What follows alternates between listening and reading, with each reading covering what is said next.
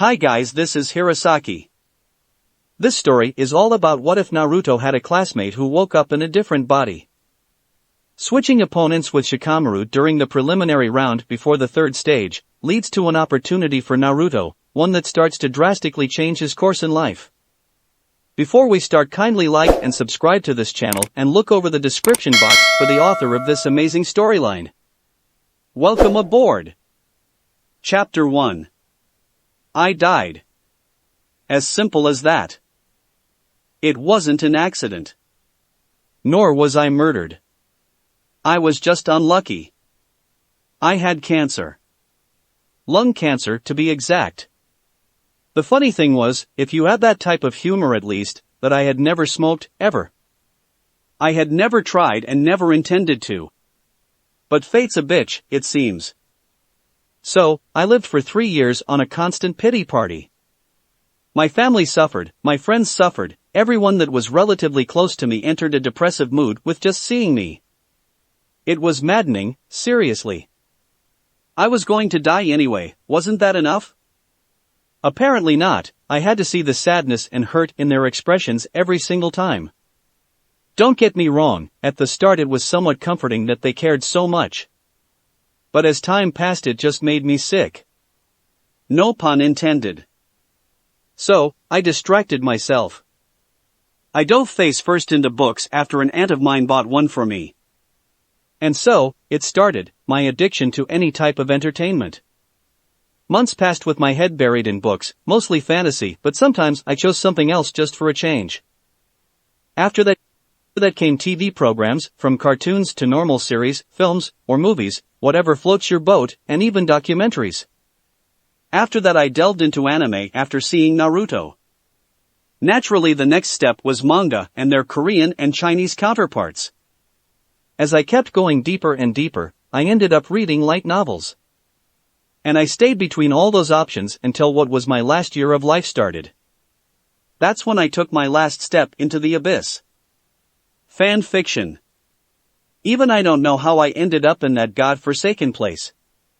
But I did, and I loved every second of that hellhole. Well, not every second. Some people have a couple of problems in the head. I mean, I get it, some people are into Harry X Draco. It's okay. I don't like it at all, but it's okay. However, when you realize that there are people that write Harry X Snape, you understand that there's not something like too much for people. There's no limit for humanity's imagination, for good or bad. Bad in this case, if you asked me. And like that, in a couple of paragraphs I described what were my escape mechanisms. My only breath of air on the sea of pity that surrounded me. But I had a time limit and I reached it eventually. I was kind of sad that I wouldn't get to know how a lot of stories ended. As for everything else, well. 3 years had made it so that I had tied all the knots. I had had long chats with every family member and friend that I could, more than once with most of them. Everything that had to be said was told. People must have thought I was crazy with how calmly I took to my death. But really, what was I supposed to do? Cry to sleep every day and make things worse for everyone? Huh. There were better things to do with my time. Like watch videos of rats fighting for food with Linkin Park music. That was worth every second. I did cry myself to sleep the first month or so, I'll admit. They could also have thought that because sometimes I chuckled to myself thinking that some ROB would take me to another world, preferably one from an anime or something. But alas, Truckkuin didn't think I was worthy of being a chosen one apparently. So, I died. There was nothing spectacular about it. There was no me seeing the light or feeling my soul leave my body. There was no doors of heaven or stairs to hell. Nothing. Everything just was, and then everything just wasn't. Like when you fall asleep. You don't even notice that you do, but you obviously do. Except, I noticed. Because I was very much aware of the nothingness that surrounded me. It wasn't quite the darkness that was described sometimes. Or maybe it was. It was a bit confusing. It was dark, yes, but I saw. Can you see without eyes? I didn't even know if I had eyes or not.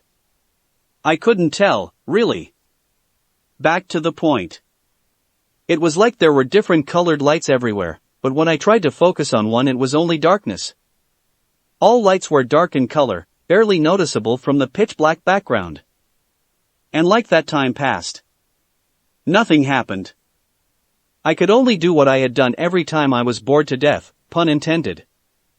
I started imagining what this or that story would continue as, or maybe thinking of an original story of sorts.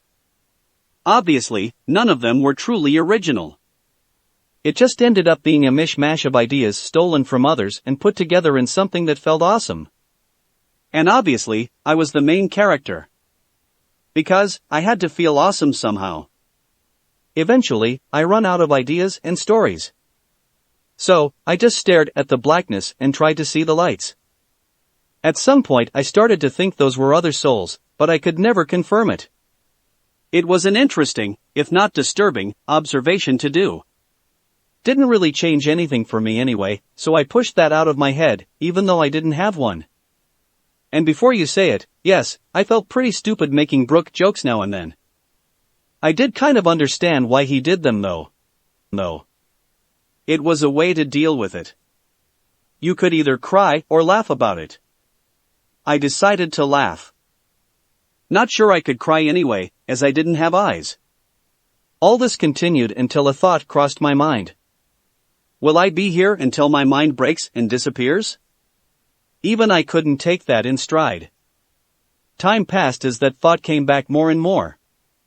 You have been chosen. I would have jumped in surprise as that message appeared in front of me, but, well, you know the drill. I stared at the square that contained the words for a minute or two, although, for all I know it could have been hours or days. It looked just like an open scroll would and had the words written in black. After that analysis was done, the darkness that had surrounded me for who knows how long started to change. Little by little it changed to a blinding white that ate everything else. Soon, there was only white. And when the white disappeared, I woke up.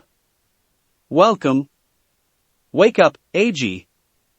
I felt something hit my head and I instantly sat straight on reflex.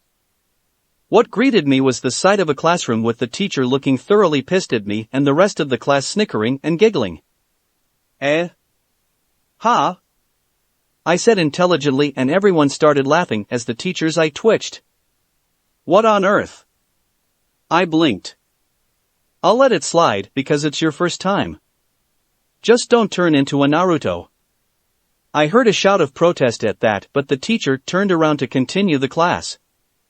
I didn't hear a word of what he said. I was still sitting there, stunned. What the hell was happening? My hands balled into fists. I felt my fingers, all of them. My palms. I felt myself resting against the wood of the chair. My arms on the desk. I was seeing things. All this was a bit too much for my stimuli-deprived person. How long had it been since I had merely breathed? My eyes widened. I was breathing. And it wasn't any type of breathing. I was breathing well. It had been so long since I had been able to breathe without difficulties. It was like the cancer was gone. My thoughts seemed to freeze at that thought, and it held the full focus of my mind for what seemed like hours, though it couldn't be. Still relishing in the fact that I could feel, see, smell, I thought about the situation. I was in a class. A class that I had never attended. I had never been to a classroom like this. And I was pretty sure I had never had a classmate named Naruto. Oh, no. Oh, hell no. And surely enough, as I turned to the side, I saw a short scrawny boy with tan skin and spiky yellow blonde hair. I gulped. Oh, come the fuck on, couldn't it be something fun like Pokemon instead of freaking Naruto where everybody and their mother can kill people with 3 hand signs at the very least? That's what a part of my mind complained about. The rest of it was just trying to wrap itself around the situation. Of course, I had read reincarnation stories and the like. A quarter of the fanfictions were like that, for crying out loud. It didn't make it any easier to process though. I mean, who in their right mind truly believed they would get reincarnated and in a fictional story at that? What the actual fuck? As my mind felt like shutting down, it drifted off back to the class. It was being given by none other than Irika, I realized. He seemed to be introducing subjects that would be seeing at a later date. It seemed like the kind of thing to do in the first day. At that my eyes darted around the class searching for the main cast. Everyone was there. From I totally don't brood to look cool Sasuke to I'm not creepy at all Shino. They all seemed a bit different than canon. Was I in an earlier year than canon? Or was it just the start of canon's last year of the academy? I distractedly wondered. Now class, Irika started after finishing what felt like a first class of introductions. We'll go outside for the physical training. Hell yeah! Shouted the excited pair of Naruto and Kiba. I numbly walked with everyone else. Fortunately for me, nobody seemed to take notice that I didn't seem to know how to walk for a couple of seconds. It felt really strange to do so after so long. It was like that moment in which you take a pen after not writing all summer and suddenly you feel like you don't even know how to use it. I was disturbing to realize that I had forgotten how to walk. How long had it truly been? Soon enough we were standing in a large open area. It seemed to have a path that we would probably use to run, an open space that probably was used for spars or normal physical conditioning. A little further away, outside the running course, was what seemed like a place for target practice, and then there was the monstrosity that was the obstacle course in the middle. It looked like something that would get people killed. Knowing the shinobi world, it was a possibility. We'll start with some laps around the training area, Irika said, and I took solace in the fact that I wasn't the only one to sigh in relief. Most of the civilian, or at least not main cast people, had done so. Don't worry, you won't be doing the obstacle course until next year. There were more sighs at that and even some complaints from Kiba. Meanwhile, I was just frowning in thought. So, it seemed that I was at least a year early, maybe more. I had never been good at reading people's ages. What are you waiting for? Start running. And start we did. After a few awkward seconds, I had to do conscious effort to not laugh like a madman. It was exhilarating, the feeling of rush that came from running. After so long barely able to move and then the void, it felt so freeing. So, I ran. And then I continued running. Even when my legs felt like they were going to die, I continued running. My lungs weren't stopping me. They were working to their full capacity, but they weren't stopping me, and that was even more sweet. The moment I came back to my senses, I noticed that the only ones that were running close to me were Naruto, Kiba, and Sasuke, all of them ahead of me. I didn't have any delusions about being at their level though. The only way I could keep up with them was because I had been ignoring my body. Soon enough I fell behind and all the clan heirs and Sakura passed me by. I didn't mind. I was still better than the rest. Good job everyone. Especially you, Eiji. Irika said, looking at me. I looked at him strangely, that wasn't my name. Then I remembered that he had called me that before too. I know you fell behind in the later part, but you did pretty well at the start. He commented, probably misunderstanding my expression. I didn't reply. Maybe we can still make a shinobi out of you, loser. Kiba said mockingly. I continued my silence as Irika chided Kiba. There was a simple reason for my silence. A scroll just like the ones I had seen in the void appeared in front of me. There, floating steadily in the air in front of my face. Just like the others, it had a message in black. The message, though, left me speechless. New skill acquired, running LVL1. Holy SH dash. Now, let's move on to physical conditioning. Irika said cheerfully while the civilian students whined and groaned. I followed him to the clear area with my legs screaming at me for more rest. I didn't pay them any mind though. My focus was fully on the apparently invisible, as nobody commented on it, scroll that continued to float in front of my face. Could you disappear? It would get awkward dash as soon as I had thought the word disappear, it did. That was a relief. I didn't trust my chances of doing so verbally or tapping the scroll without being noticed when I was surrounded by ninjas and ninjas in training. After that is when my mind started freaking out. And that just made me freak out even more. Skills. I thought, and what greeted me was a scroll with the title skills, and the only thing beneath it was running.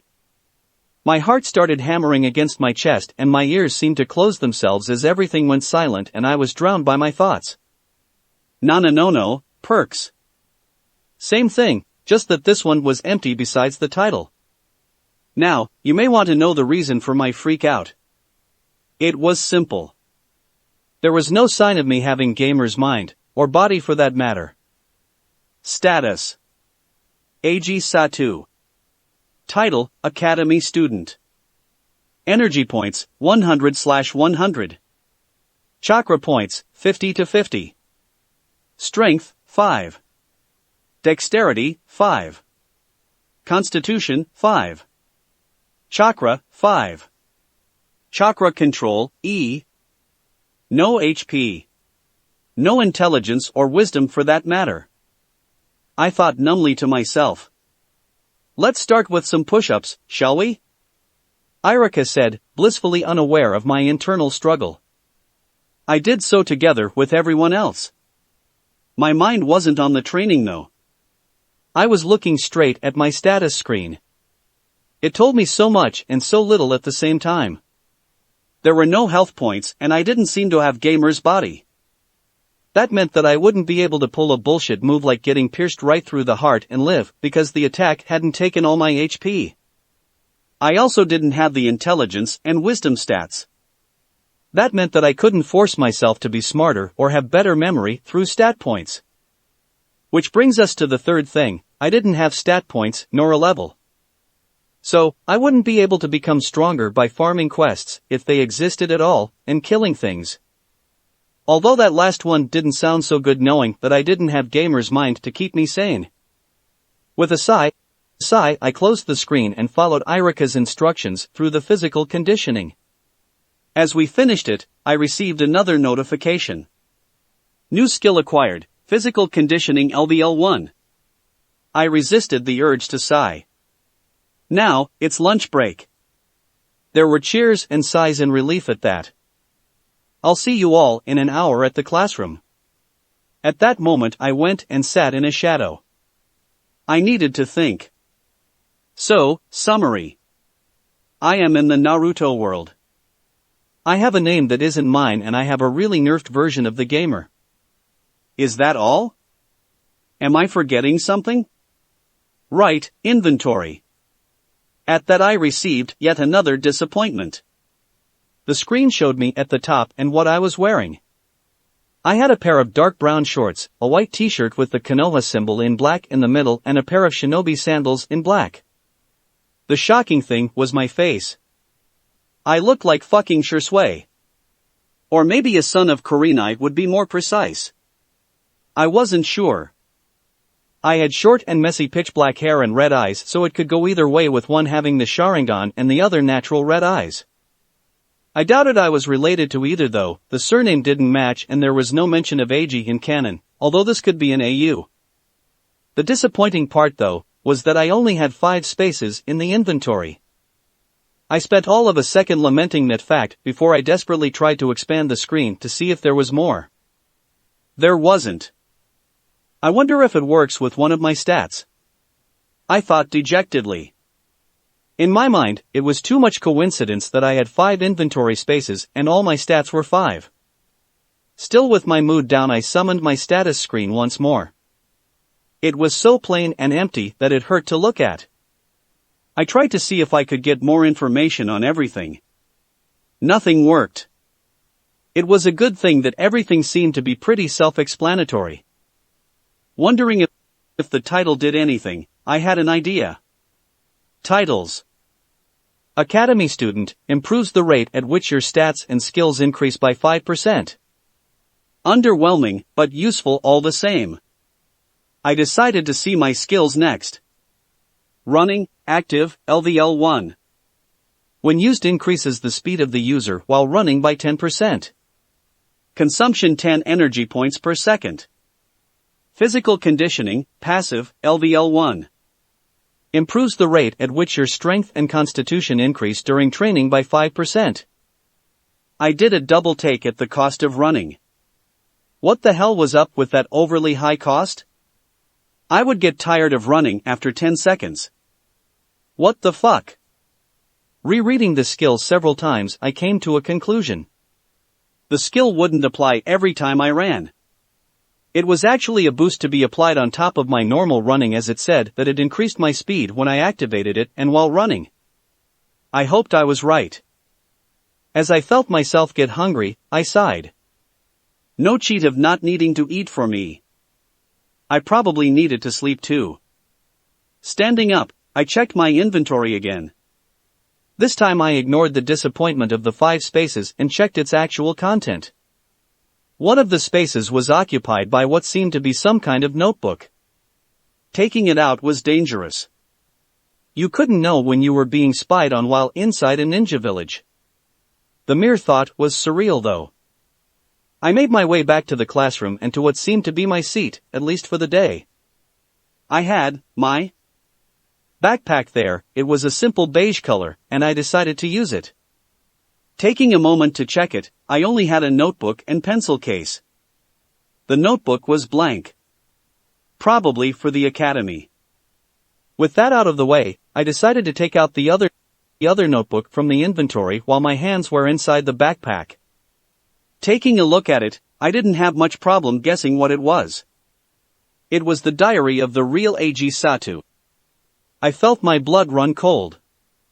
It seemed to have started last year. First year of actual ninja academy, he said. He explained that before that they had pretty much the same education as the other kids. Last year, they had started being taught the shinobi rules, the ranks, missions, etc. It was a how to be a ninja for dummies without being taught any actual jutsu, be it nin, gen, tai, or any other. I also learned that he was an orphan. His parents died during the Kyubi attack. When he was around a month old or so. From there we lived in the same orphanage as Naruto until we both started the academy. How did I know that? It was mentioned how the matron told the other kids to stay away from the blonde because he was dangerous. I didn't take kindly to that. The original Eiji, though, seemed to take her word for it. Anyway, as we entered the academy, we were given a place to stay at and a stipend to live with.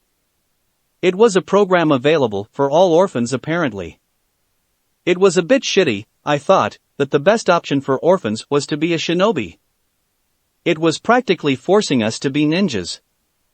But considering a lot of the things that happened in this world, it wasn't too bad. At least it wasn't the only option we had.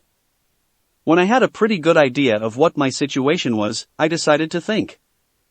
The first thought was, did I actually want to be a ninja? Sure, everyone wanted to be one while watching Naruto. But once you seriously thought about it, this world was plagued with death and worse. They were ninja, not superheroes as they made you believe. They were assassins, thieves, and spies. If there was a shitty job to be done, it would probably end up in the mission hub of a ninja village. It wasn't the type of life I wanted to live. Not at all. Despite that though, I had to be a ninja. Why? Simple. As someone that had watched the show and read the manga, even if I wasn't as big a fan as others and had forgotten lots of things, I knew things. Things like the sound/sand invasion, like Pain's assault, like the Fourth Shinobi War. No, I refused to die as a mere civilian would in any of those scenarios. I would have the power to defend myself. Even if I didn't reach Madara and Hashirama's absurd power levels, anything would be better than nothing. I would stay as far away from the void that was death for as long as possible. So, I would be a ninja. With that decided, I took the diary and started reading again. During the whole thing, I couldn't help but wonder, had I taken over the body of Eiji? But I didn't dwell on that for long. I hadn't chosen this. I hadn't done anything. I was just dead, and then I wasn't. If someone was responsible for this, it wasn't me. But I felt guilty. So, I made a vow. I would follow Eiji's goal. It seemed pretty reasonable too, so that helped. He had been told of his parents. His mother had been a chunin while his father had been a tokubetsu jonin specialized in taijutsu. Eiji's goal had been to reach further than both of them had. His thought process was that had they not been killed, they would have both reached jonin level. As such, he would make it for both of them as well as himself. He also thought that they would be proud of him if he followed their steps. It was a goal I could get behind anyway, as it aligned with my own of getting enough power to survive this crazy world. So, I was on the path to jonin level from now on. There wasn't much more in the diary, sadly. Even though it was a diary, Eiji seemed to write only when something out of the ordinary happened or when he thought about something he thought diary-worthy. As such, it gave me a good idea of the important stuff, but it still felt a bit dull written like that. I couldn't help but wonder, was all this made up by whoever had put me in here in the first place? I shook my head. There was no way for me to know. Sighing once more, I made a summary of the important stuff in the blank pages of the diary, leaving it separated from Eiji's original stuff. I was glad I could kind of guess where he lived by bits of information spread over several entries. He seemed to live in the same building as Naruto. And despite what a lot of fanfics said, it didn't sound so bad a building. Several others that were part of the Orphan Shinobi program lived there too. With everything noted down, I put the diary back into the inventory, making sure to do so from inside the backpack for good measure. Then I sighed and checked my pockets. I had money, thank God, Kami? Those things would be confusing for a while. Anyway, with the reassurance that I had money, I stood up and made my way outside to buy food. It was lunch break after a. Where are you going, AG? I heard Irika's voice from behind me. I turned around with a confused expression. We are about to start classes again. My despair must have showed because he started chuckling as he made his way back inside the classroom. Fuming, I went after him. As I sat down and the rest of the class made their way inside, I sighed. Maybe Naruto can show me where Ichiraku is, after classes. I thought idly. Then my thoughts froze. What was I going to do in the friendships department? Befriending Naruto out of the blue would be suspicious at best.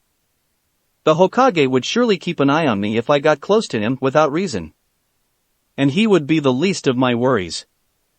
What would Danzo do if I got close to the Jinchuriki? There were a ton of people that could cause trouble for me if I befriended Naruto, I thought as I looked at the blonde. He seemed to be fine anyway. This didn't seem to be one of those worlds where he was constantly attacked and shunned.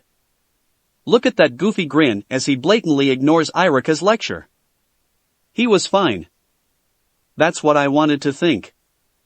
But he wasn't, I knew. I had Eiji's note on how kids were told to stay away from Naruto. That was all the proof I needed. Maybe he wasn't physically attacked, but there was some resentment directed at him, at the very least.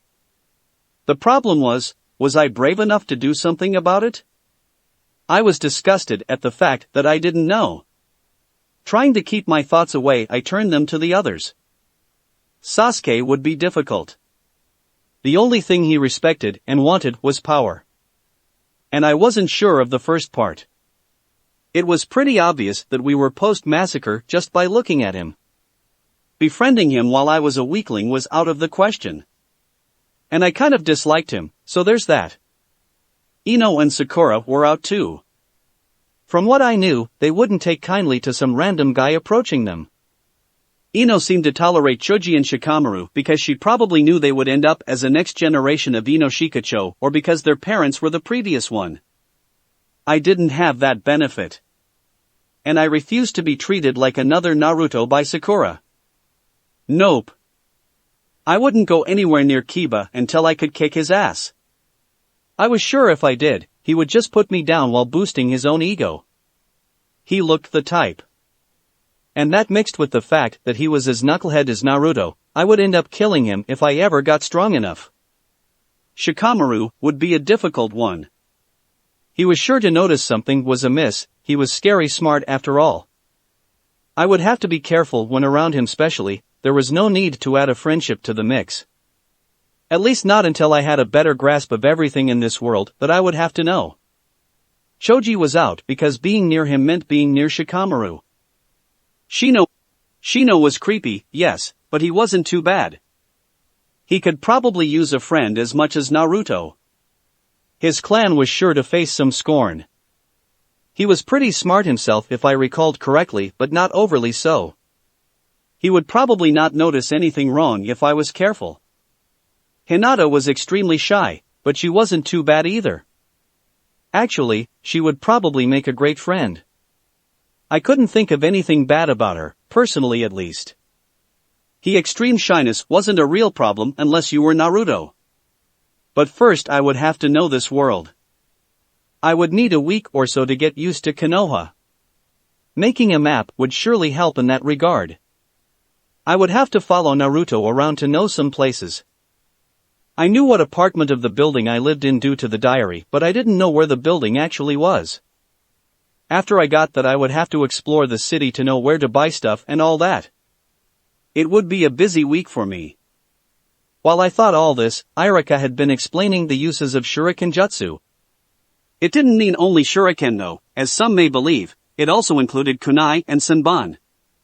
I barely listened though. Everything was pretty simple so far. Kunai can be used both as ranged and melee weapons. Shuriken are good only in range, but they are easier and lighter. Senbon are the most difficult but the most useful and dangerous if used right. After that I tuned him out a bit, only keeping an ear open just in case. I would need to write down everything that I could when I arrived at the apartment that night. I needed to save as much information as I could. Even if this was an AU of some sort, or if my mere presence changed everything. Some information could be useful. I couldn't turn down anything in my situation. I couldn't plan much more than that. Get to know Konoha and the Naruto world. Get stronger in order to survive future attacks/wars. Simple but effective. Or at least I hoped so. Let's go to the practice targets to start with your Shuriken Jutsu practice. And it had arrived at last. The moment I dreaded. I was sure I couldn't hit a target with a kunai, a shuriken or kami forbid, a senbon, to save my life. That wasn't even counting that I was still getting used to actually having a body again. This was going to be embarrassing. As it turned out, everyone sucked. Well, everyone that wasn't in the main cast. Naruto sucked too, but he didn't have anyone to teach him. He would get there. As would I, if I got my way. After all, I thought while grinning. Nerfed or not, the gamer ability is the gamer ability. And to prove that point there was a screen in front of me. New skill acquired, Shuriken Jutsu. New skill tree branch unlocked, Shuriken throwing, passive, LVL1. New skill tree branch unlocked, kunai throwing, passive, LVL1. New skill tree branch unlocked, senbon throwing, passive, LVL1. That had been a pleasant surprise. What wasn't so pleasant was the meager 10% chance of hitting the target that each of them gave me with their respective weapons. And that was on a stationary target. The fact that the other students sucked too would help me in that regard. If all students could do this kind of things already, it would have been bad for me. That would have been enough to raise some flags that I didn't want appearing anytime soon. Back to the skills though, the skill tree thing had been a surprise. Once I opened the skill screen, everything made a little more sense. Instead of as a list, skills appeared according to their skill trees extending to the right. I only had to think about a particular skill and it would show me the details. So far, the only one with more than one branch or branches at all was Shuriken Jutsu. It was good to know that things like that could happen though. Ag, your turn again. Irika said, his tone showing no mockery whatsoever to the previous student lack of skill or mind for that matter. Taking a deep breath in, and relishing in how amazing it felt to be able to do so again, I stepped forward to embarrass myself once again. Even with that, I tried to follow the technique the Classmates had used. I tried to follow Irika's instructions. And I tried my best. I had read about that in certain gamer fanfics. The fact that some became so overconfident in the system that they forgot that it was a real world where they lived. I couldn't let that happen to me. Because my world was less game than most of those. If I made a mistake, I could get myself killed pretty quickly. That wouldn't happen. I was alive again. I wouldn't throw my life out the window. I looked at my results. 3 shuriken and 1 kunai were embedded in the targets. Not anywhere near the specific spots we were supposed to aim for. But I had hit the targets and 4 times out of 20. That was better than the game's percentage. As for Senbon, we wouldn't be using them for practice in the academy until later, and even then, we had to specifically ask for it.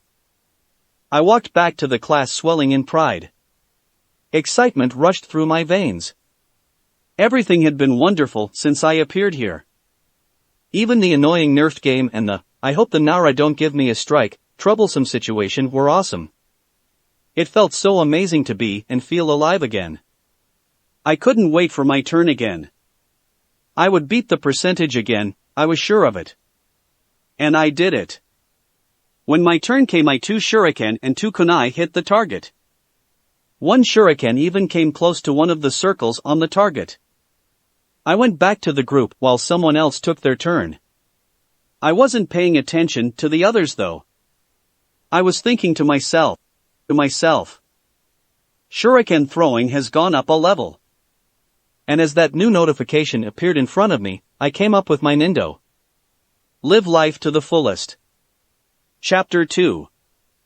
I'm so lucky I found another orphan to follow instead of Naruto.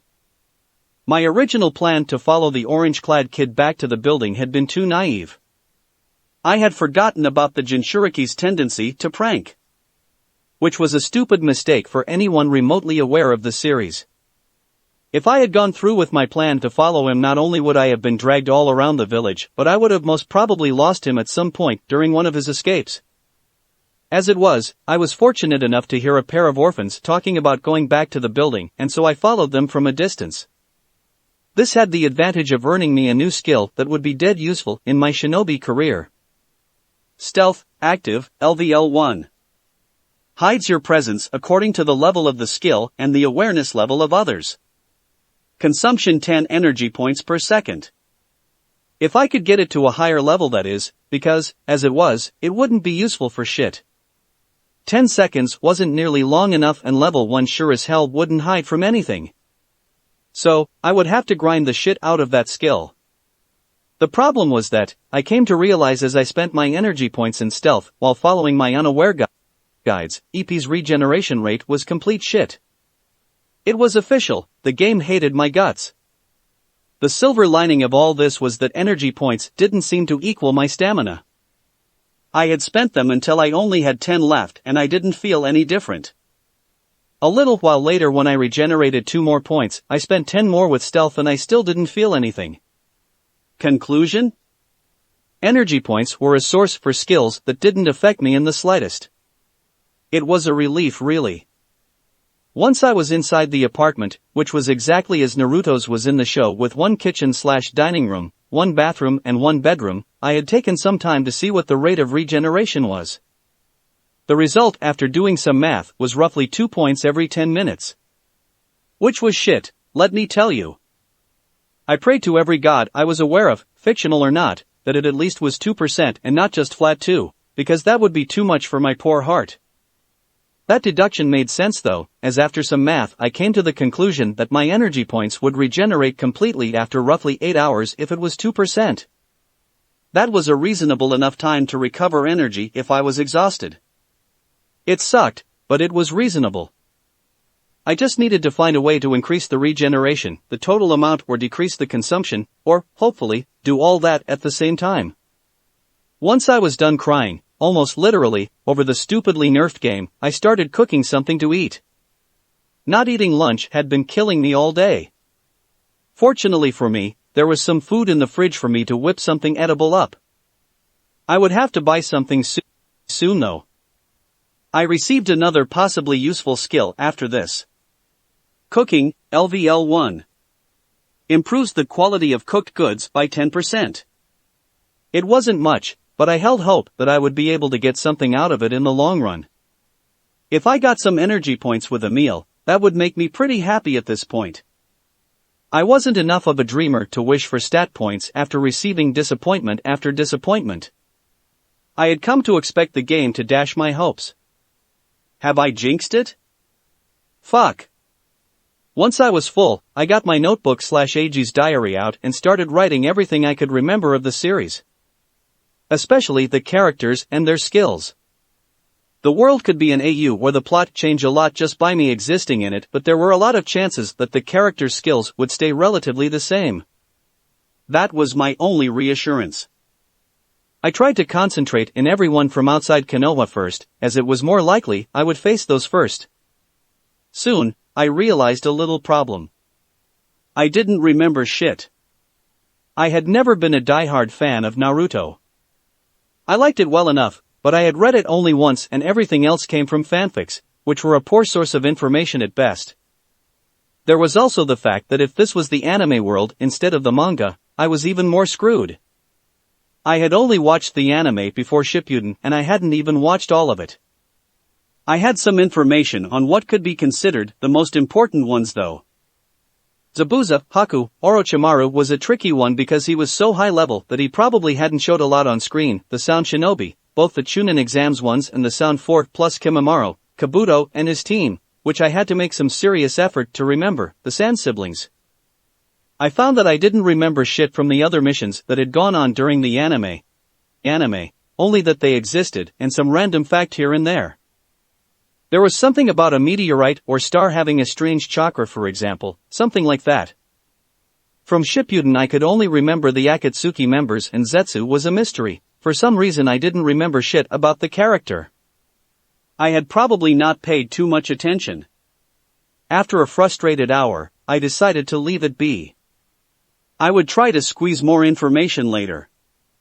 As a way to prevent a headache that I knew was coming my way and to possibly gain a useful skill, I decided to sit on the floor with my legs crossed and close my eyes. Then I proceeded to try and meditate. Or more specifically, try to clear my head of as many random thoughts as I could.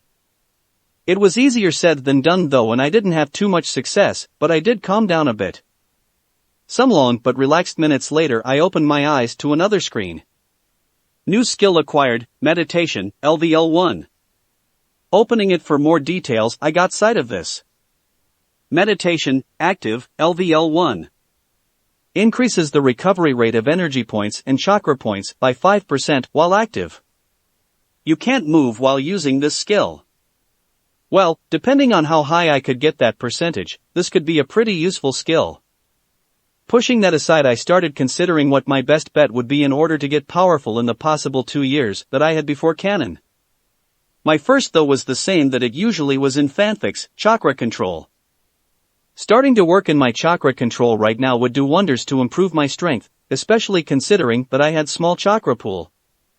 Or I thought so, as I didn't have any way of actually confirming that what I had was small. It would also help with pretty much any path that I decided to follow that wasn't a taijutsu specialist. Soon I thought of a problem though. I was an orphan. How was I supposed to explain that I had knowledge of the chakra control exercises all the way up to water walking? In the show not even Sakura had known when Kakashi taught them, or at least that's what I remembered. So, how had an orphan that had literally no one to teach him found out? I couldn't very well expect them to believe that I had come up with them myself. No one would believe it, and even if they did, I didn't have the confidence to be able to maintain the facade of a prodigy of that stature even with some foreknowledge. No, it was better to work with what someone in my position had knowledge of. The only remotely suspicious skill that I had right now was meditation, and that wouldn't be too difficult to explain in my opinion. Furthermore, getting what I had to high enough levels would take enough time. I had time and I wasn't Naruto. I didn't need to worry myself with flashy jutsus. At least not for some time. With that decision made, I looked at the clock and saw that I had a few hours before I needed to go to bed. Sitting down, I activated meditation again with a thought. While the skill was active, I considered my options for the future. Not being from a clan sucked, as I wouldn't have any outside help for my development. But it was the price of not looking suspicious for any family members, so I would have to deal with it. As far as I knew, all Academy students without any background came out with only the basic skills and the Academy 3 Jutsu, if Sakura's skill set was to be believed. Body replacement, transformation, and basic clone jutsu. The thought of only having that in my arsenal was a depressing one. However, I soon realized that it wasn't too bad though. I wasn't going to look like a main character at all, but I could definitely do something with those three. It would depend though, on how far the game let me improve them with levels. In the worst case scenario, I would have to work especially hard on my taijutsu until I made genin and got someone to teach me some more advanced jutsu. It would suck, but it was my only option as of that moment. On second thought, it wouldn't be too bad. Lee and Guy were pretty cool once you got past the outfit and their quirky personalities. After those thoughts, I decided to just focus on meditating. I wasn't quite sure if putting more effort in the skills affected their growth, but I could try. I didn't have anything better to do at the moment anyway. I had had enough thinking for a day. As a way to clear my head, I decided to simply feel. After so long being ill, and especially after the void, letting myself feel my own body, the clothes against my skin, the floor beneath me, and the air passing through my nose and mouth, it just felt amazing. So, I relished in the feelings that I had almost forgotten. There was a surprise for me though. Quickly, I started to feel something else aside from air and blood flowing inside my body. It was difficult to describe, but once I got the feeling of it, I didn't want to let go. I kept my mind focused on it.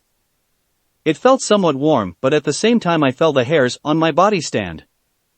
It felt amazing. I couldn't quite describe it any other way. Soon, I had to end meditation though. I didn't want to go to sleep too late. The academy was my only source of training right now. I wasn't going to waste it. Meditation has gone up a level. Nice, I thought with a smile. I didn't know how long ago it had leveled up though. I could only hope it hadn't taken me a whole hour to do so.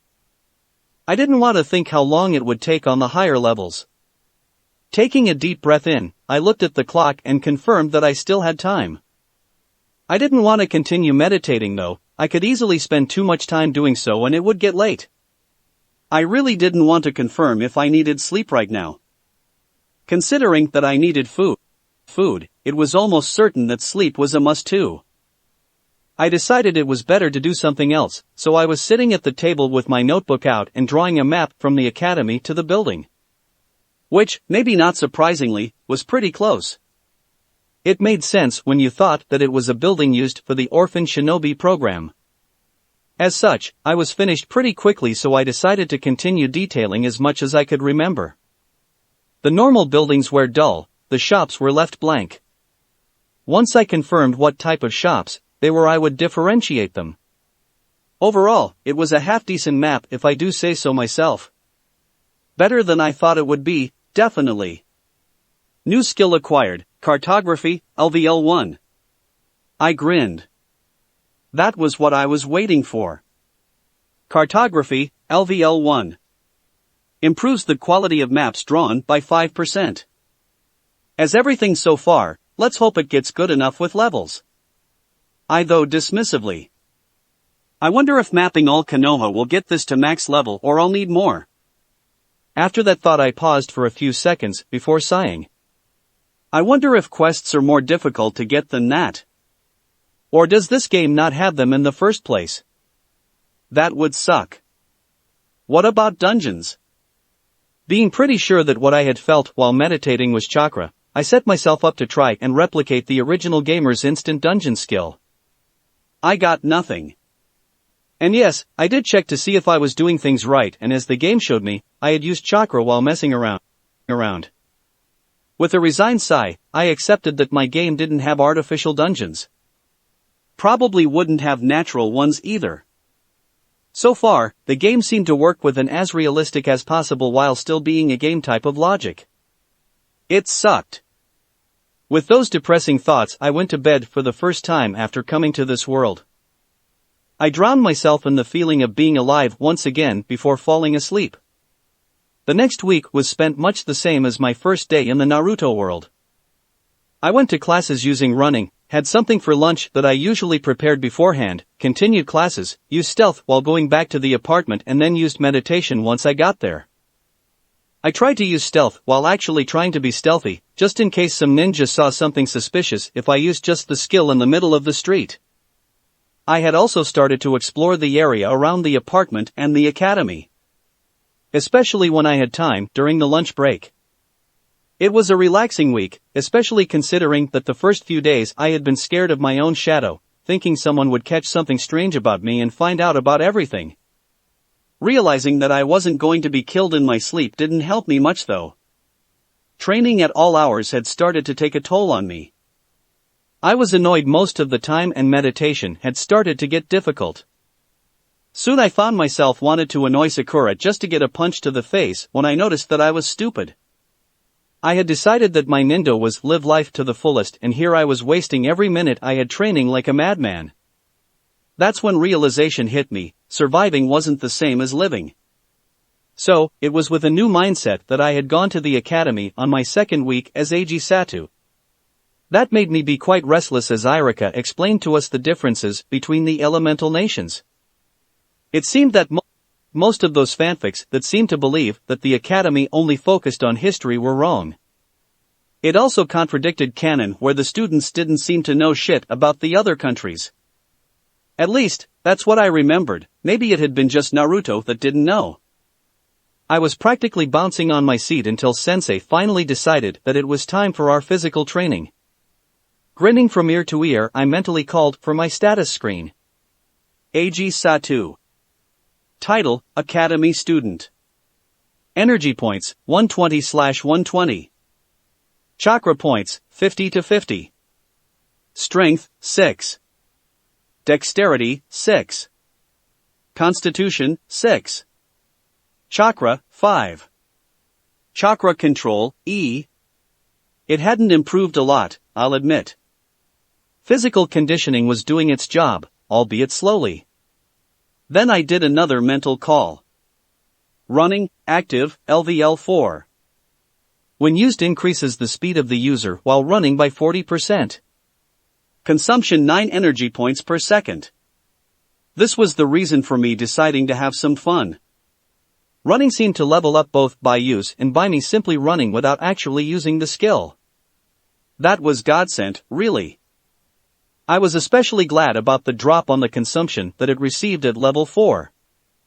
I had hopes that the skill would level all the way up to 40 and it would become free. Not to mention that the 400% to my running speed would be great. Now, back to my plan to have fun. I was going to use the skill right from the start of the laps. Hopefully it would give me enough advantage over Sasuke, Naruto and Kiba to finish the laps first. Now, people must be thinking, don't be an idiot, that change will give you away. And I would say, probably with a shrug. However, I couldn't care. If I lived with the fear of using any of my skills, then what good was having them? I was also counting on everyone seeing it kind of like my little stunt during my first day where I started pretty well. This had nothing to do with Kiba bothering me the whole week about how I had gone back to being a weakling. No, it wasn't that at all. I swear. Start. Irika said calmly, and I mentally activated running. Running was my favorite skill. Not even the feeling of chakra flowing through my pathways compared to the rush of blood and the wind against my body that I felt as I forced my legs to do their very best. Kiba's confused what? Behind me was just the icing of the cake. Sadly, the rush weakened after 13 seconds and the 3 speed powerhouses passed by me eventually. I gave a long string of mental curses as I put my hands on my knees once we had finished the laps while my lungs tried desperately to catch my breath. Almost there, weakling, said a smirking Kiba much to my annoyance. That was so cool though, added an apparently amazed Naruto. You were so fast at the start, how did you do it? Was it a jutsu? He asked, getting right into my personal space. Can you teach me? It's not a jutsu, I said simply. It was uncomfortable to have him so close to me. I had been a loner for the last week and it had been who knew how long since I had actually interacted with someone. The disappointed blonde's shoulders slumped as he stepped back. I'll beat you, just you wait, dog breath. Naruto snorted at that. What? The annoyed Inuzuka grabbed me by my collar and pulled me towards him. Ahem. Irika-sensei chose that moment to clear his throat, looking clearly unamused. Taijutsu spars don't start until after the first month, boys, he said simply while raising an eyebrow at Kiba, who let me go. Just a few weeks, weakling, said a smirking Inuzuka. I gulped, knowing that he would surely destroy me in a taijutsu spar. It was one of his strong points after all. I didn't need to check his stats to know. Not that I could, as I hadn't been able to get the observe skill either. Let's start with the physical conditioning, shall we? Announced Irika, while clapping. Sighing at the situation I had gotten myself into just for some fun, I dropped to the floor and started with the push-ups. Halfway through the exercises I received a notification. Physical conditioning has gone up a level. Which resulted in this. Physical conditioning, passive, LVL4. Improves the rate at which your strength and constitution increase during training by 20%. Constitution has gone up a level. Nice. This was especially nice, because it confirmed a theory of mine. Constitution seemed to level up by both running and the exercises, while strength only leveled up during the exercises. The extra 20 energy points and the extra space in the inventory were nice too. Yeah, the last one had been a relief. I had been worried that they were just 5 until Constitution leveled up. Once Sensei announced the lunch break, everyone started groaning as they stood up to go eat something and try to recover energies. Everyone except the stamina freak with an oversized rabbit fox in the gut. Great, I can finally go to Ichiraku ramen, Naruto said, extending his arms to the sky. The worst part was that he always said it like it had been a long time since he had last gone, and I do mean always. Who wants to taste the food of the gods? That question popped up sometimes too, although no one ever answered. Yeah, why not? I said tiredly while sitting on the ground and resting my arms on my knees. Suddenly a lot of eyes turned to me, making me feel pretty uncomfortable. A lot of them seemed highly confused. But the best reaction was Naruto's own. He was openly gaping at me. I suppressed a chuckle while I stood up and dusted my pants. Now, where do we find this food of the gods? I asked casually, and that seemed to snap him out of it. Ha! Just follow me, I'll guide you to the heavenly broth and the divine noodles, believe it, he said, taking my arm and literally dragging me out of the school. I couldn't help but grin as my legs tried to keep up with the hyperactive blonde. Live life to the fullest indeed, I thought amusedly. Yes, I had decided that to hell with the Hokage, Danzo, and Naruto's probable Umbu and root guards. If befriending Naruto caused any type of backlash that wasn't civilian-based towards me, then this village was truly messed up. In a way, that was even more reason to do it. Naruto was an idiot, but he didn't deserve to be treated like a monster. Especially considering that half the reason for him to be like that was because he was treated as a demon. Halfway through our journey towards Ichiraku though, Naruto let go of my arm and reduced his speed considerably. When I turned to look at him, I caught him looking around nervously. Following his gaze, I saw that several people were looking at us with contempt written all over their faces.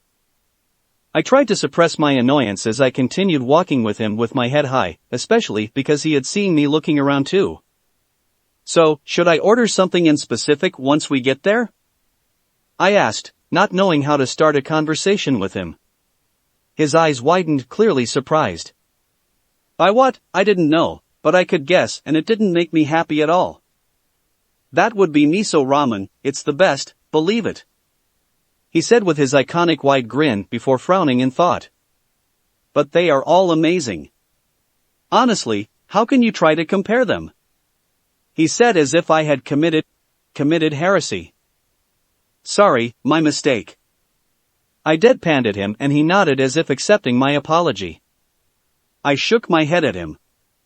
Oi, I decided to try again with something different. How can you run like that?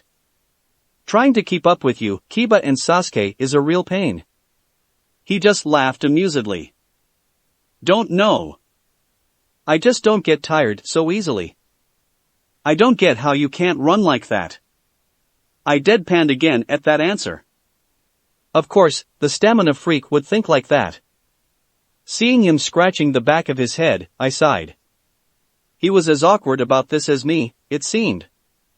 Fortunately for both of us, we made it to the stand at that moment. I'm here, I am Nichin, Tochiji-san. A bowl of miso ramen and keep them coming.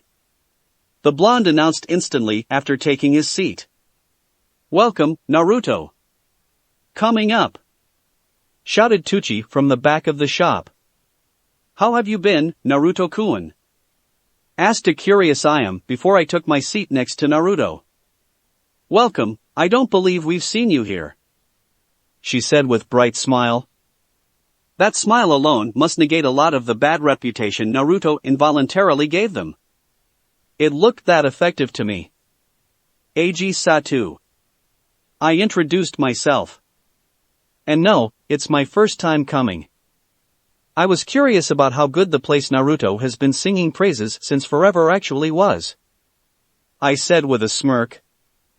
I'll have a bowl of miso ramen too. Expert's advice. I added, signaling to the blonde that was once again scratching the back of his neck with an awkward grin. I asked if anyone wanted to come and he decided to take my offer. Naruto said after Ayam gave him a questioning gaze. Well, we have to live up to the praise then. You heard that, Dad? She asked the last part a little more loudly. A bowl of miso ramen for Naruto's friend coming up, Tochi said, and I saw Naruto freeze next to me. You never did answer my question, Naruto-kun. The waitress pointed out quickly, probably trying to keep the blonde from being too nervous. He snapped out of it pretty quickly. I've been great, he said, beaming at her. That was a lie if I ever saw one. The flash on Ayam's eyes told me she knew as much. The academy is as much a pain as ever though. What do you mean? I asked, raising an eyebrow, making them turn to me. You sleep during all the theory classes. You ace the physical parts and you aren't too bad with Shuriken Jutsu, I said, putting up a finger for each point. Irika-sensei doesn't let me sleep that much, he grumbled. I exchanged a look with Ayam at that. I still wonder how you passed last year with that work ethic, I said, shaking my head while the waitress giggled.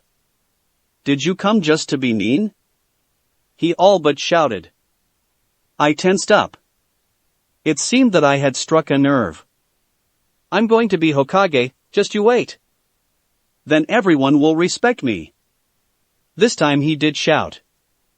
I just looked at him, thinking how much of that was his desire and how much was just him trying to cheer himself up. He dot. I continued looking at him. Is that so? I simply asked. He seemed kind of taken aback by my reaction. He expected me to laugh, I guessed. You can laugh if you want. It'll happen and you'll see, believe it, he said resolutely before turning his attention to the bowls of ramen that Ayam placed in front of us. Then I hope you pay your jonin well, Godame, I said amusedly as I picked up the chopsticks. Thank Kami that I had practiced at the apartment. Eating with those things had been a true pain at the start. I was slowly getting used to it, fortunately. After tasting it, I turned to Naruto once more. Wow, you weren't joking. This is amazing. Thank you, Eiji-kun. I am said beaming at me. But my attention was on the blonde. He was kind of choking on his ramen, thing that I thought was impossible for him. Once he could breathe again, he turned to me. You want to be a jonin? He asked, his tone and expression were strange though. That's the plan. I said, grinning at him. That is so lame. You got a problem with me, Gol? I said, my eyebrow twitching in annoyance. Yes. Your dream is lame. Honestly, there's nothing special about being jonin. He said, moving his arms around as if to make his point. You have to dream bigger. He exclaimed, spreading his arms wide. Like Jonin Commander or Umbu Captain, those are some cool dreams, believe it. He said, grinning from ear to ear. Not Hokage though, I would hate to ruin your dream. He added before laughing. Something bigger, huh? I thought as we both turned back to our meals. From the corner of my eye, I saw Naruto finish his first bowl while I had just started mine. I snorted at that. Are you using the famous talk jutsu on me, Naruto? I thought. Because it seemed like it. Just by listening to him, it sparked something in me. That dreamer attitude seemed to urge me to dream too. I idly wondered if this is how everyone in the show felt after Naruto's speeches.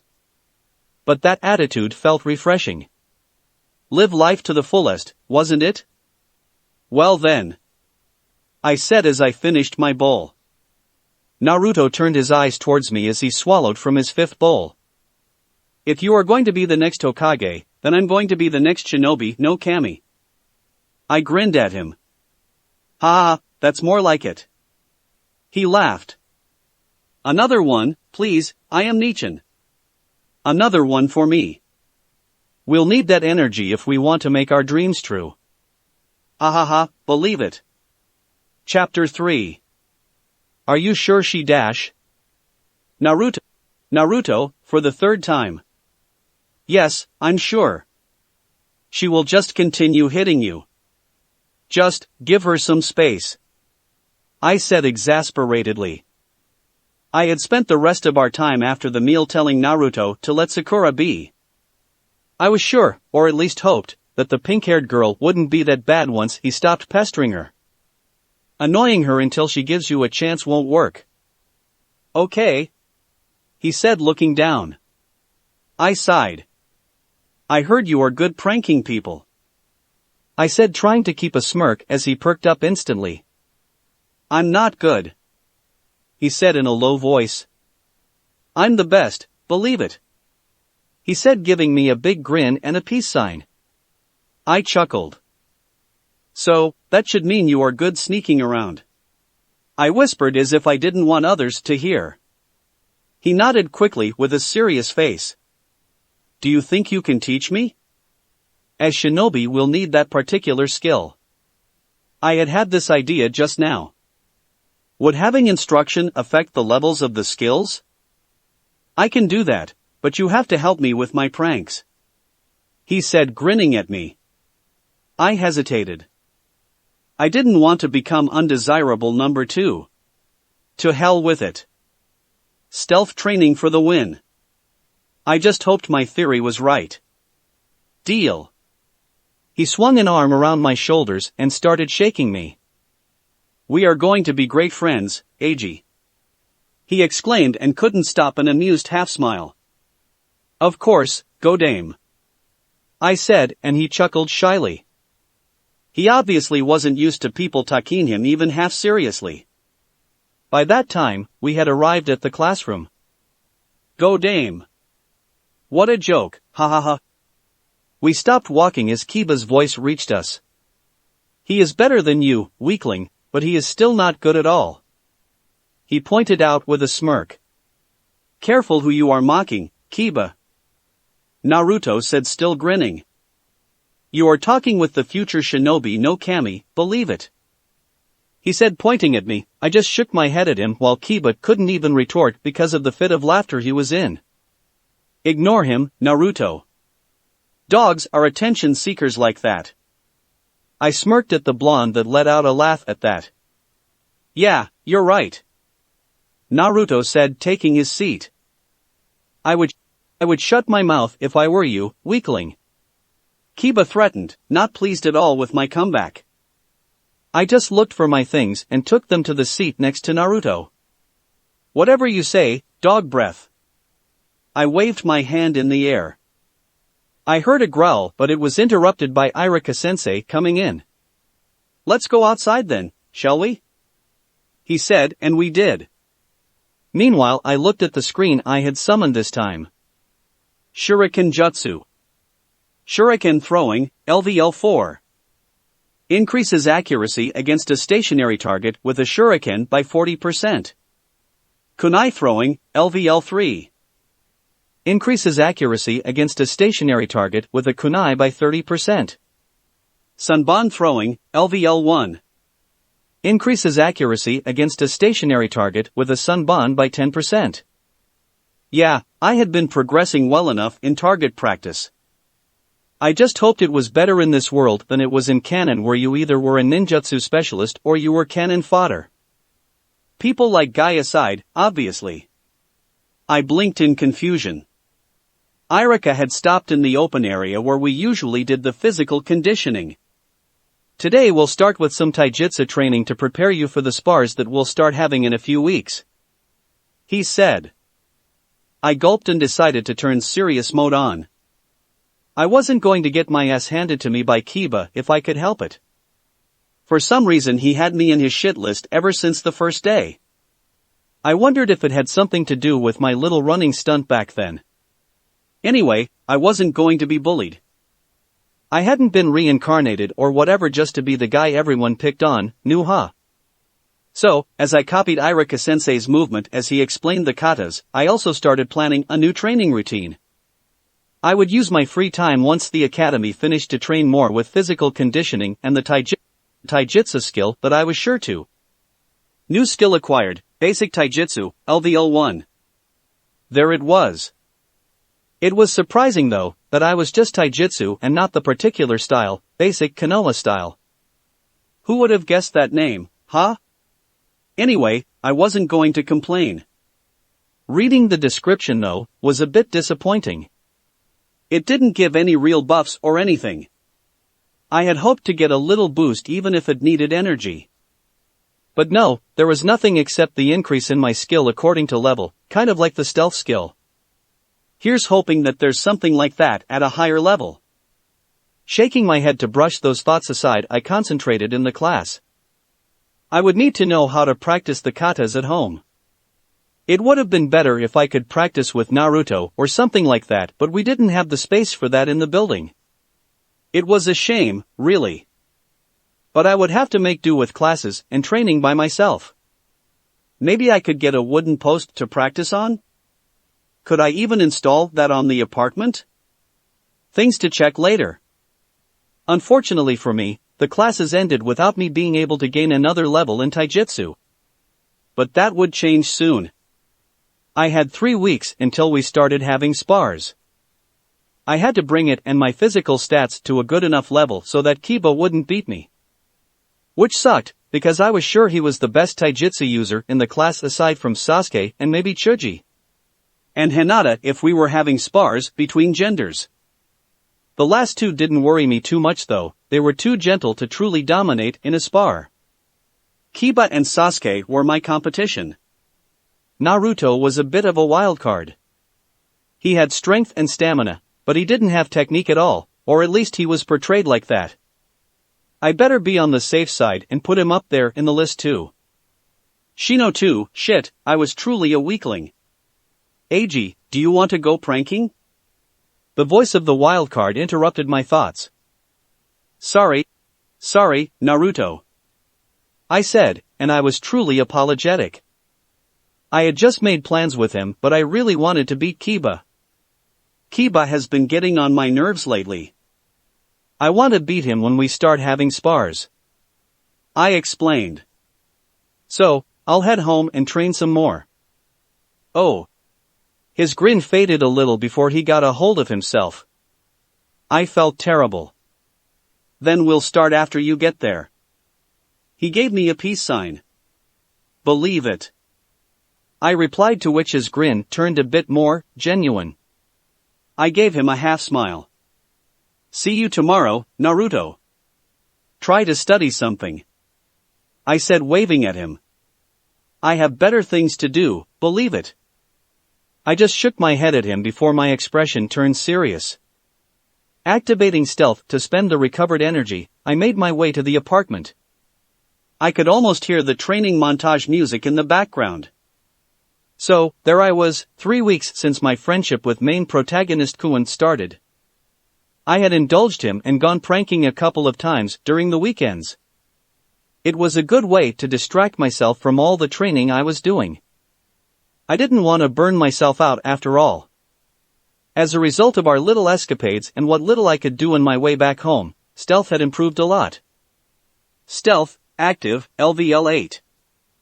Hides your presence according to the level of the skill and the awareness level of others. Consumption 8 energy points per second. Having someone to teach me definitely made the difference. Even though I was barely able to train it compared with the others, it had progressed nicely. And that it had the same reduction on the energy cost every 4 levels that running seemed to have was nice too. Talking about running. Running, active, LVL 10. When used, increases the speed of the user while running by 100%. Consumption 8 energy points per second. I was so damn proud of that skill. Sensei had been truly pleased with my progress and the speed of my initial sprint, as he called it. But the pride came from something completely different. I was slowly catching up to the speed demons as my stats and skill progressed. I was starting to get on Kiba's nerves. He had it coming, the mangy mutt. And now that I mentioned my stats. Eiji Satu. Title, Academy Student. Energy points, 200/200. Chakra points, 70 to 70. Strength, 9. Dexterity, 7. Constitution, 10. Chakra, 7. Chakra control, E. Yes, physical conditioning's effects were starting to show, and strength and constitution were starting to get ahead of dexterity. I didn't like it much, really. I would have preferred for all my stats to be the same level. But there's nothing I could do. It would only get worse with physical conditioning like this. Physical conditioning, passive, LVL 10. Improves the rate at which your strength and constitution increase during training by 50%. Now, many must be thinking, wow, how did you get your chakra to level up? And the truth is, I don't really know. Just a few days ago I was using meditation to organize my head a bit and go over the theoretical classes, or that was the idea. But I had slowly started to get a better feeling of my chakra somehow, and I latched onto it. Carefully, I tried to draw it towards me, even though it was inside me, and then it felt like a dam breaking. A rush of energy ran through my body, and the feeling that usually made me feel warm and my hair stand intensified. I felt a smile involuntarily take over my face just by how amazing it felt. When I opened my eyes, I received a pleasant surprise. Meditation has gone up a level. You have unlocked your chakra. It was locked? Was my first thought. Blinking rapidly, I summoned my status screen.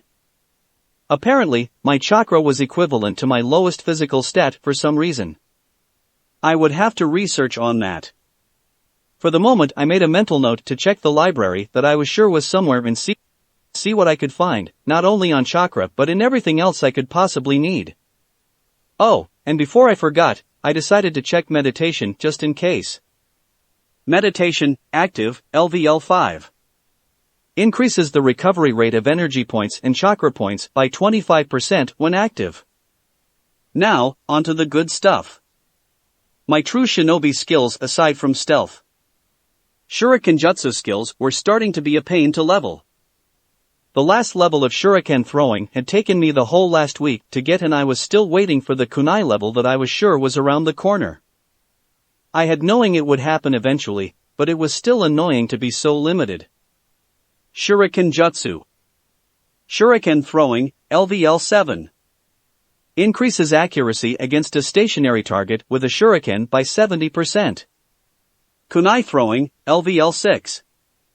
Increases accuracy against a stationary target with a kunai by 60%. Sunban throwing, LVL 1.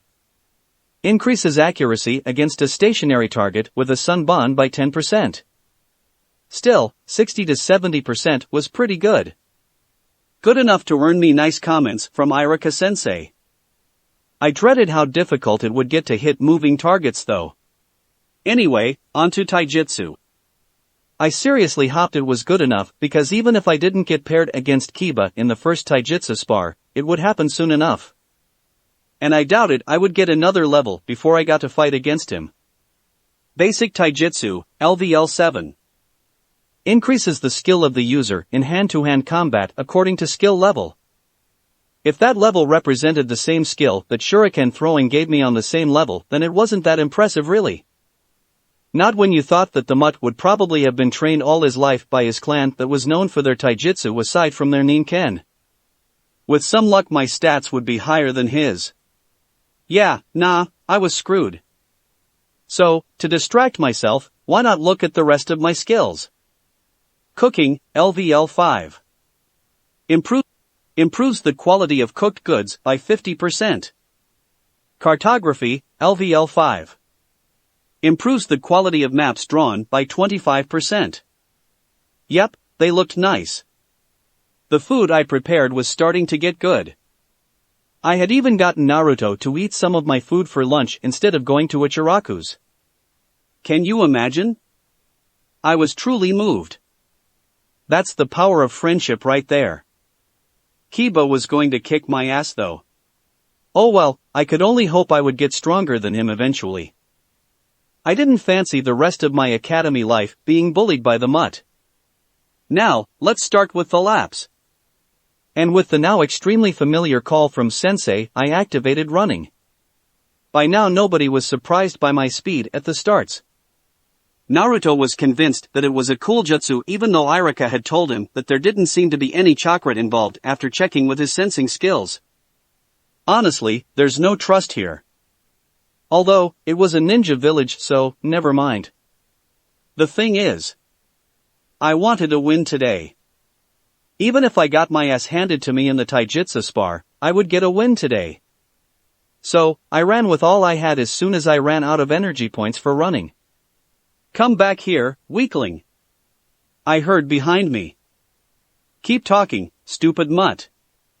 I thought to myself as I forced my legs to continue running. Just one more lap.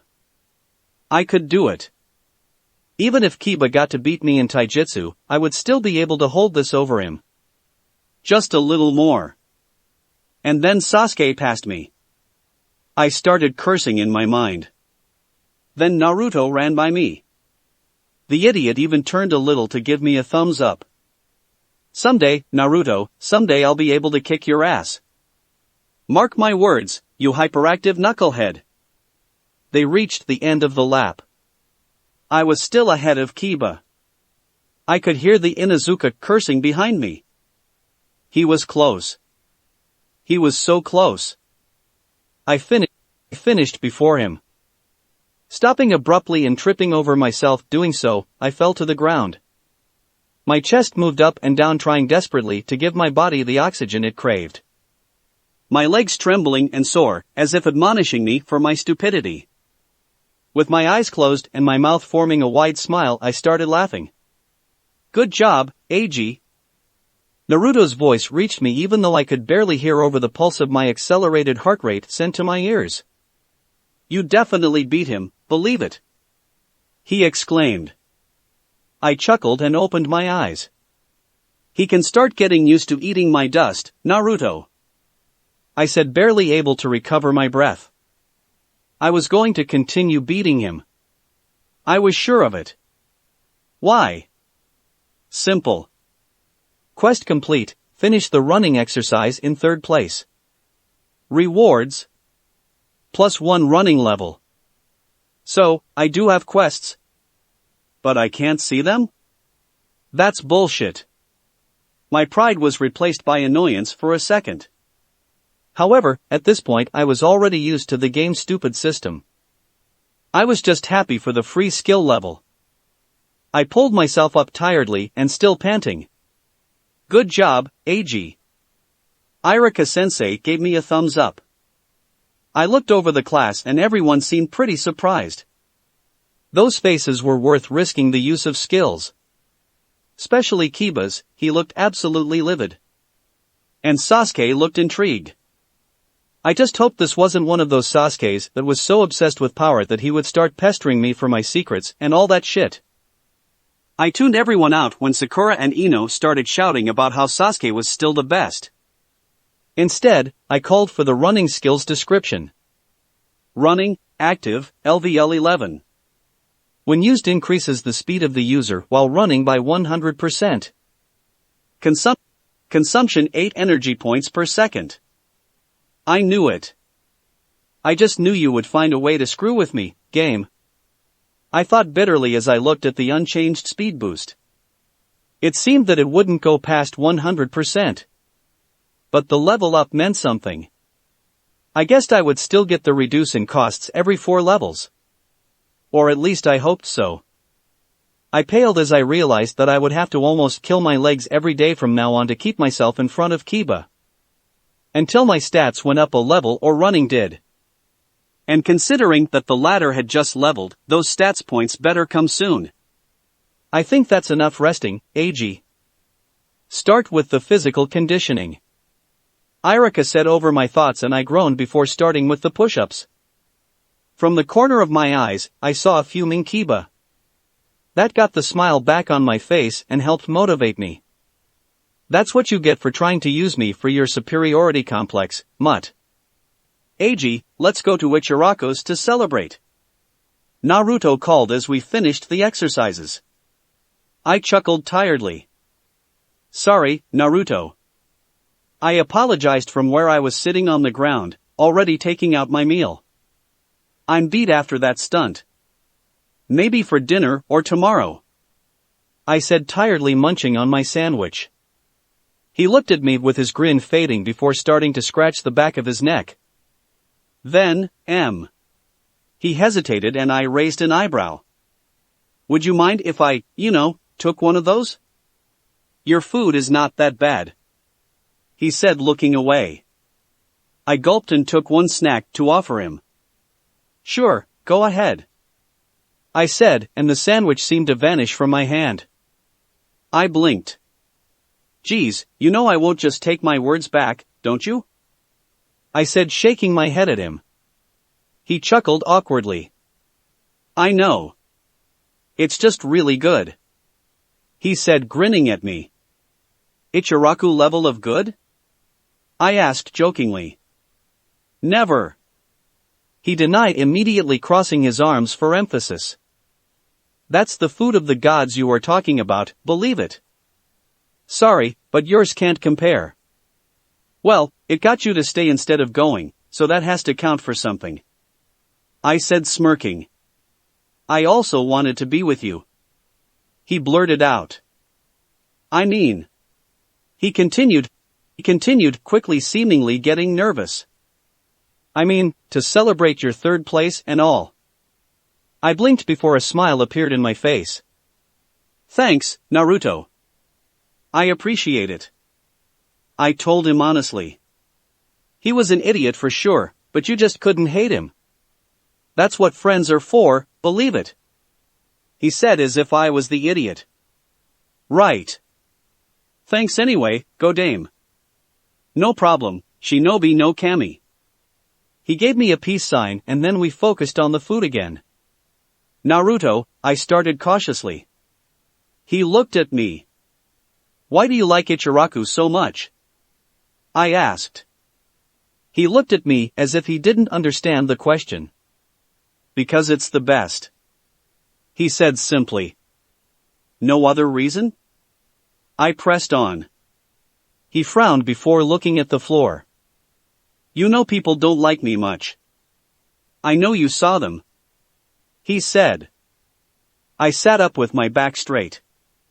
I knew what was coming. We had never talked about how people hated him, but I didn't need to, after all.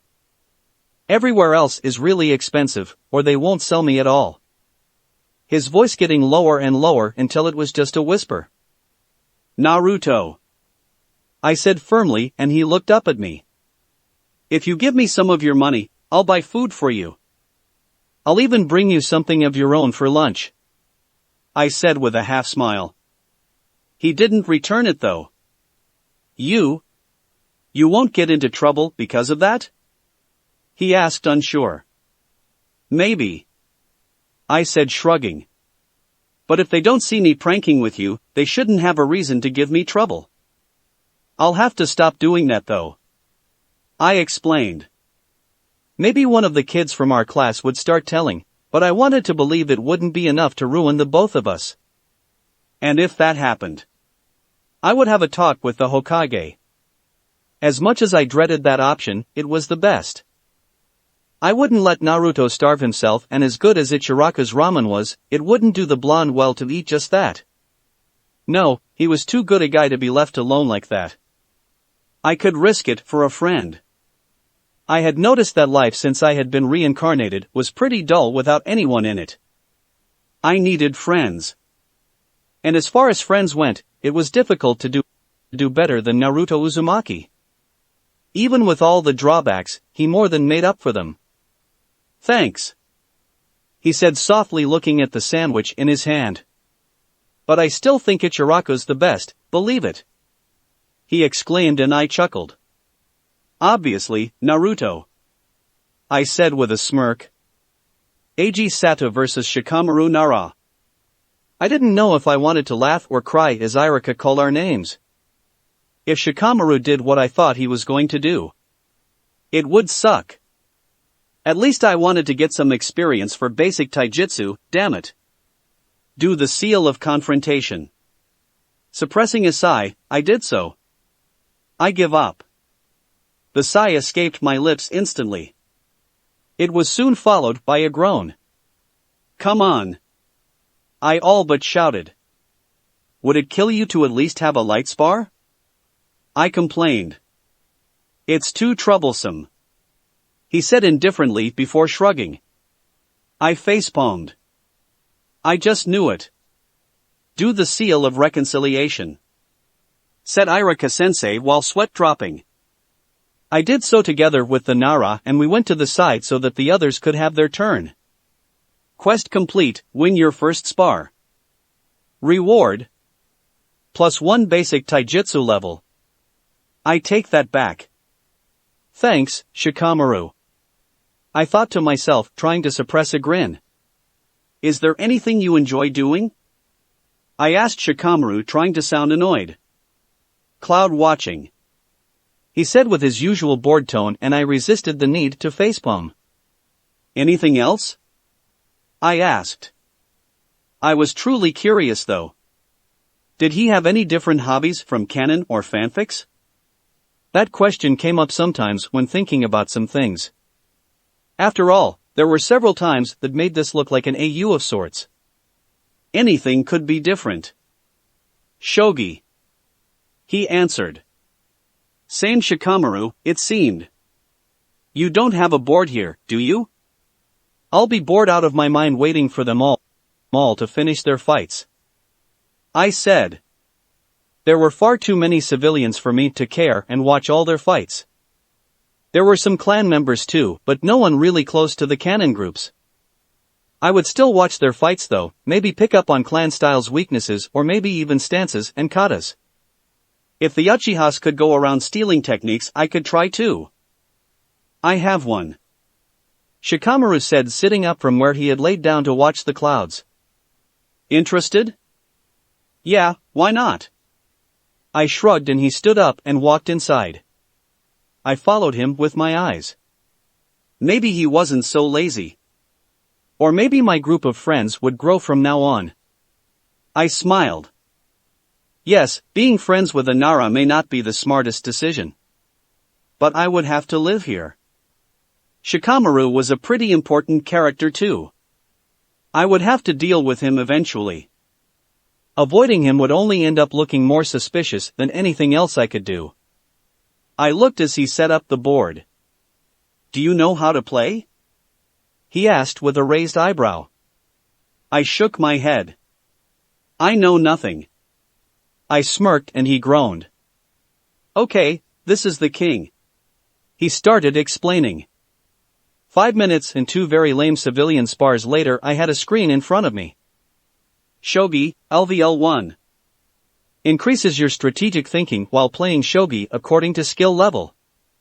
I grinned. I was sure the game wouldn't give me a combat equivalent for that. But it was okay. The possibility of beating a Nara in shogi sounded pretty awesome by itself. Chapter 4. I actually feel bad for watching this fight. I commented, cringing at the sight.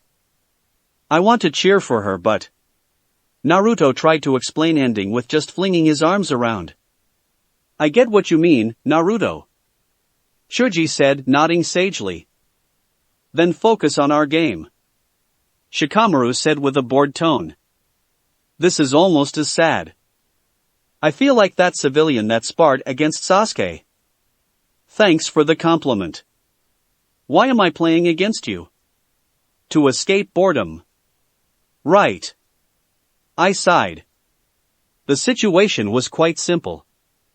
Shikamaru was beating me in a shogi match for the 10th?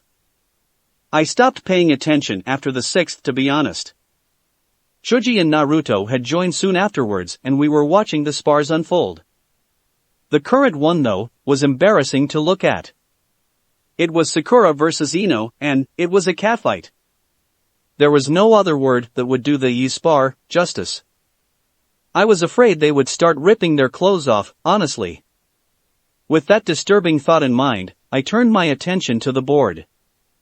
I had started to understand why the Nara's strategic thinking was often described as difficult to describe.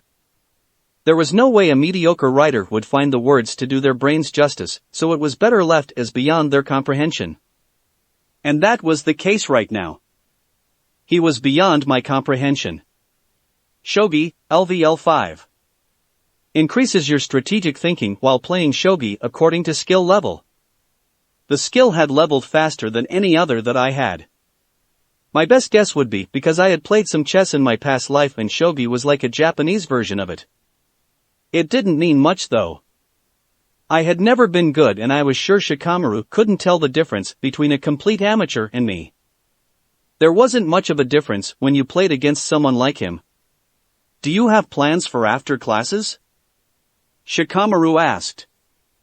I wasn't sure if he was asking me alone or both me and Naruto. He had been making a move, so it was difficult to tell. I decided to include Naruto just in case. I was planning to go on some stealth training with Naruto. I'd been kind of ignoring him as I focused on the taijutsu training. I explained and he nodded. Wanted to beat Kiba, huh? He asked indifferently. Of course, he knew. More like, didn't want Kiba to beat me. I said lamely and he snorted. Stealth training? Shoji asked curiously.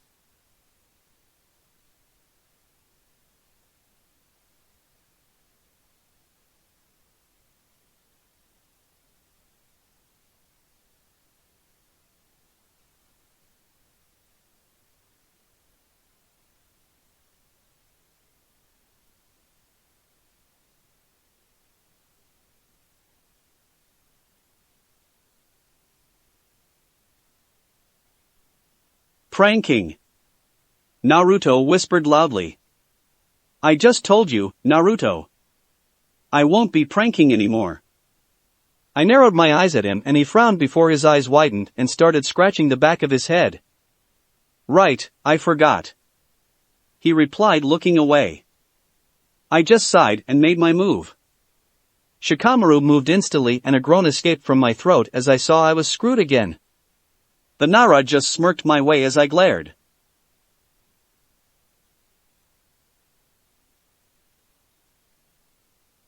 I'm gonna beat you. Eventually, it'll happen. He just shrugged as if he could care less. I just hoped my skills didn't come with a level cap or that the cap was enough to allow me to beat Nara's.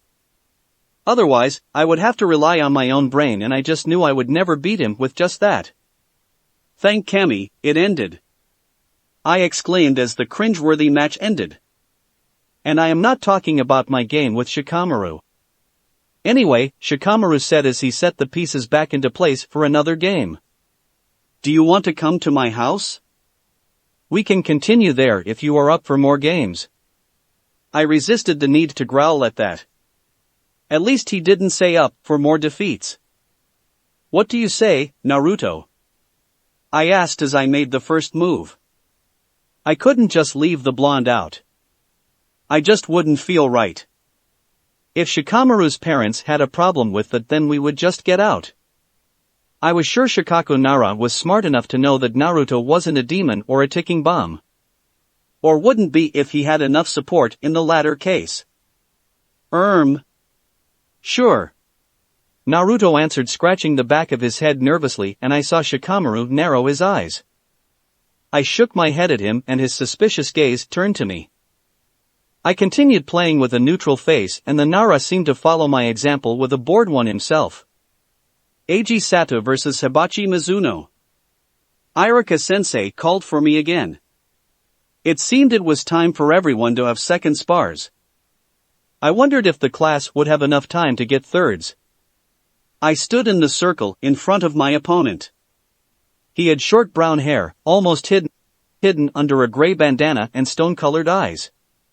He was wearing a beige t-shirt and gray pants with black ninja sandals.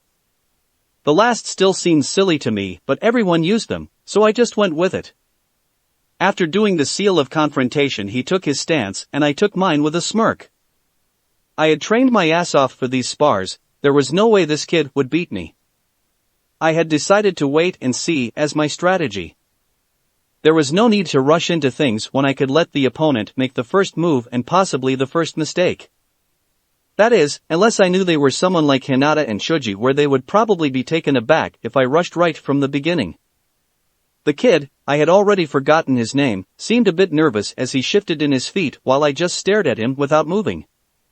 Finally, he seemed to have enough as he rushed at me to throw a fist to my face. With the smirk still on my face, I shifted my stance, leaving my left leg in front of me and my left arm extended as much as I could towards the boy. My right arm stayed firmly close to my torso. As he ran at me, I positioned my left fist so that it would point right at his face as he shortened the distance between us. My smirk widened as that little movement got the desired results. He broke his stance to avoid my fist to my left side. I shifted my left feet back so that I faced him and pulled my left arm back. After the length of my arm and my step back, it looked to the kid like a long distance had formed between us, prompting him to take another step to reach me. As he did that though, I took advantage of the motion of pulling my left arm back and send my right arm forward as a hook to his jaw.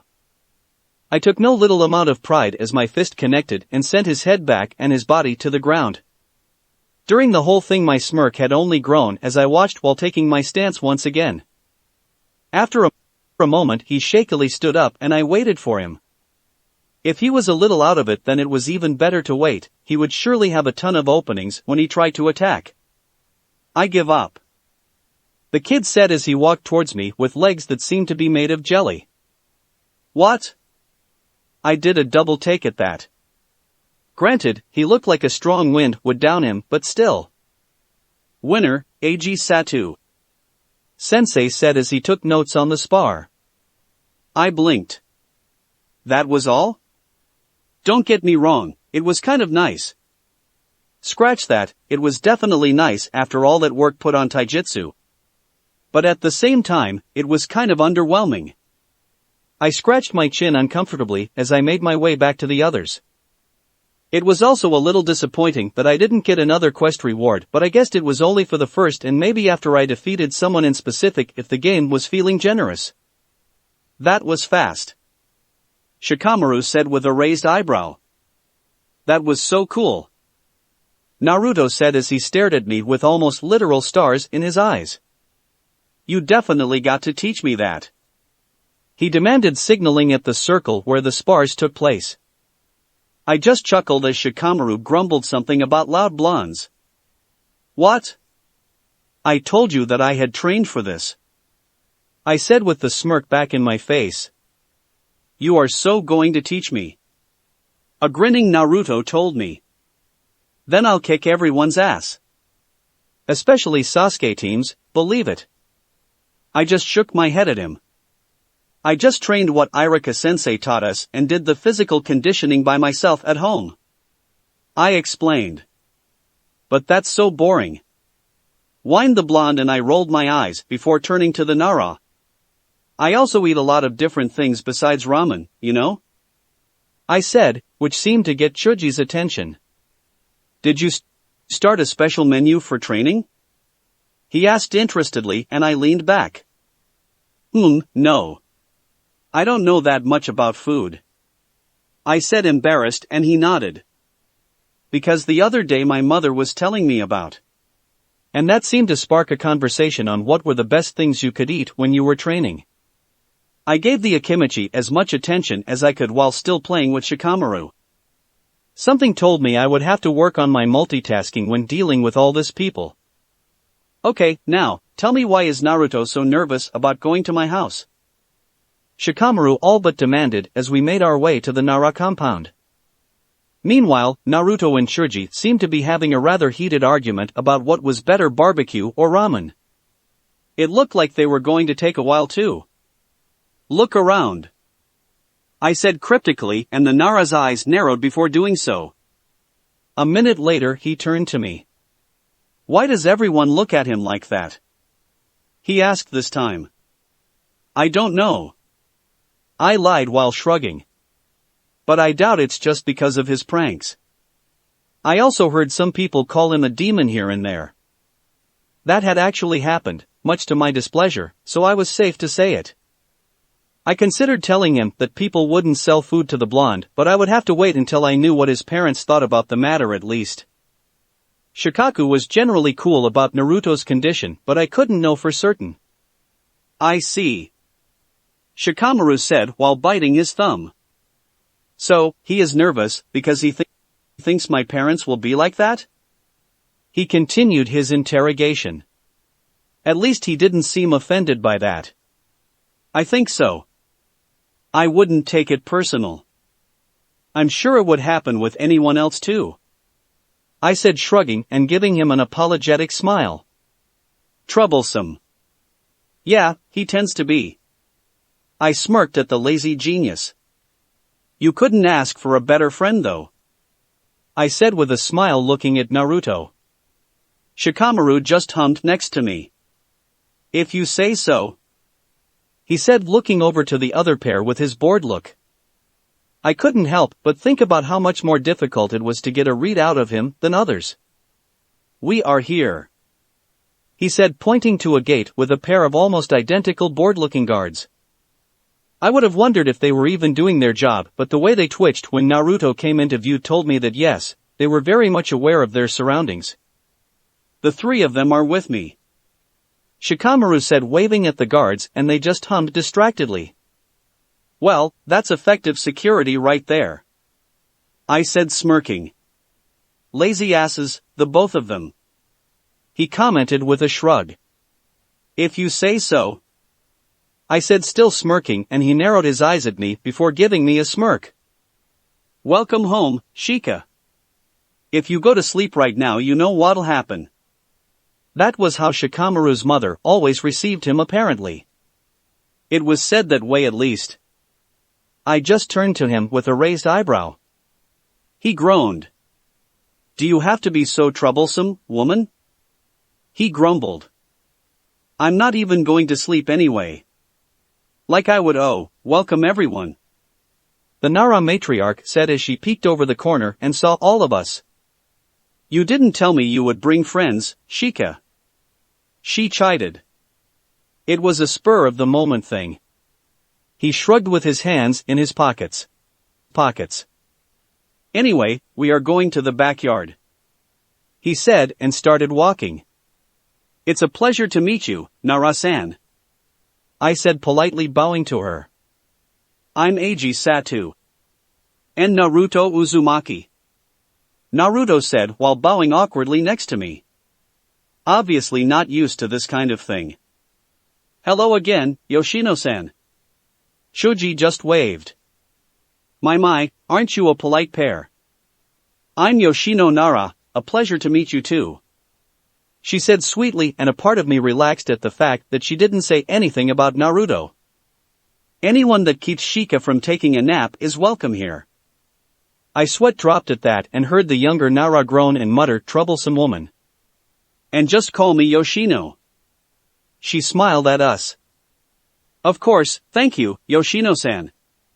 She just waved her hand at me and went back to what she was doing. Let's go.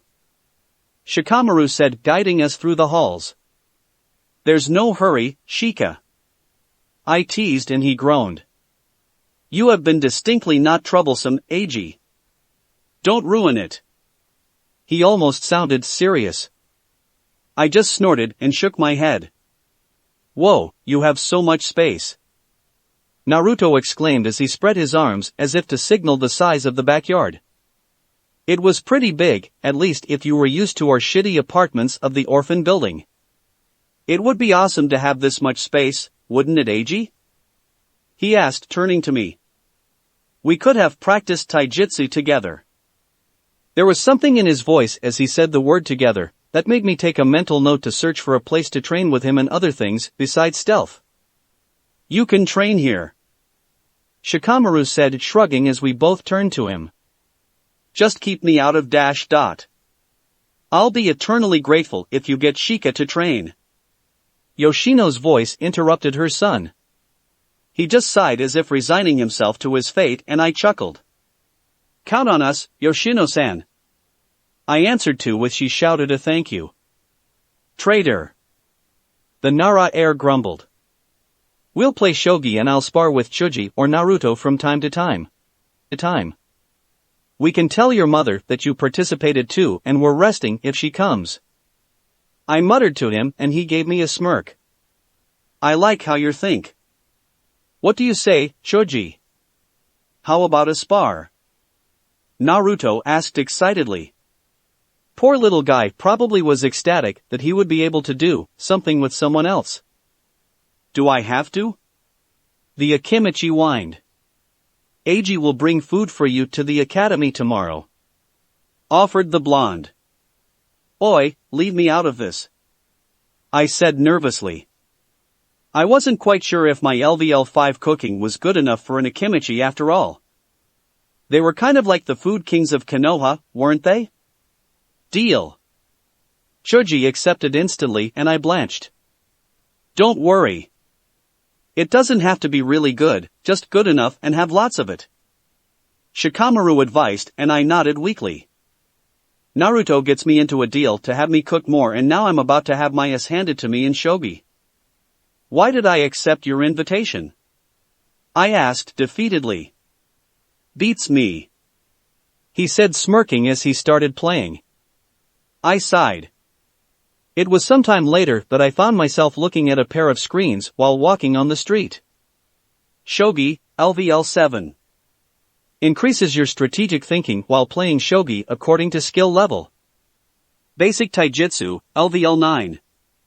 Increases the skill of the user in hand-to-hand combat according to skill level. And that's how I learned that actual spars were 10 times better than just practicing the katas for taijutsu.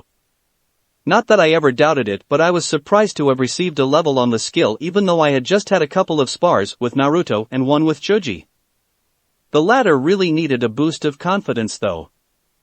I hoped we could give it to him if we continued sparing him without mocking him or anything.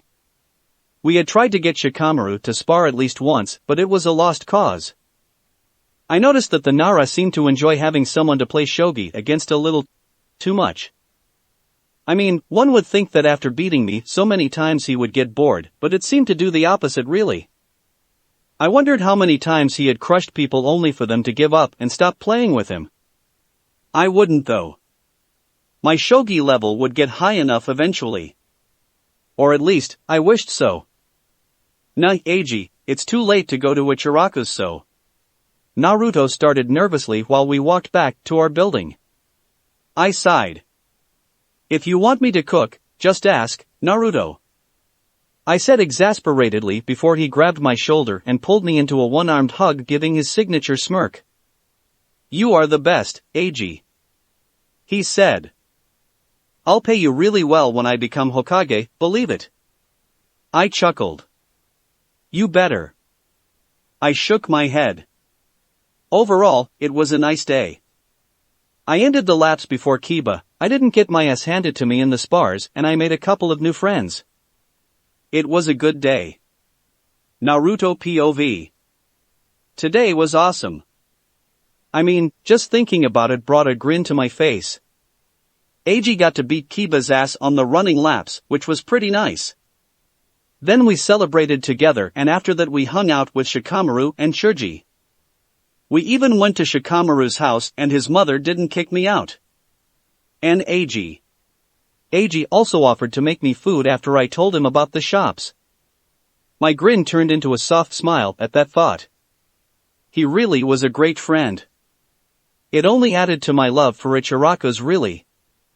After all, if I hadn't asked if anyone wanted to come with me. Yeah, why not? Now, where do we find this food of the gods? I think I disguised my surprise pretty well back then. Who am I kidding? Eiji seemed to be able to read me like an open book. It was a bit scary, how he could see right through my usual grin. Like how he always accepted to go pranking with me when I was lonely even though I tried not to show it. It was sad that we wouldn't be able to do that anymore. But I get to eat Eiji's food, so that is great, I thought as I continued eating what my red-eyed friend had prepared.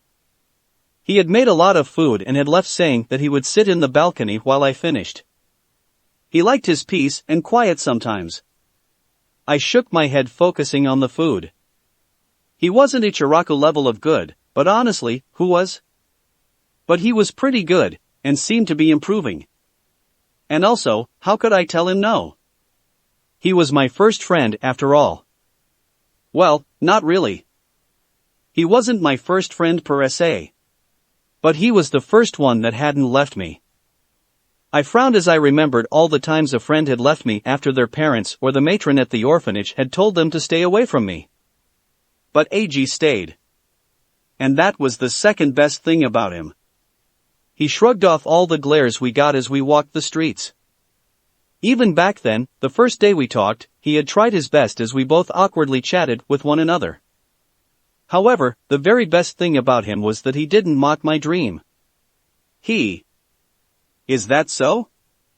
There was no mockery in his voice. It wasn't the fake praise that I am Nichan, Tochiji-san or Gigi used either. No, he just accepted that it was my dream and that was it. If you are going to be the next Hokage, then I'm going to be the next Shinobi no Kami. Yeah, Eiji was the best. Putting aside the dishes, I made my way to the balcony to see what he was doing. Funnily enough, I found him sleeping on the floor. Suddenly a mischievous grin grew in my face as the thought of using a marker all over his face crossed my mind. Yeah, that was a good idea. No. I froze and slowly turned to look at him. I almost let out a sigh in relief as I saw that he hadn't woken up and caught me. No. I froze again, but this time for a completely different reason.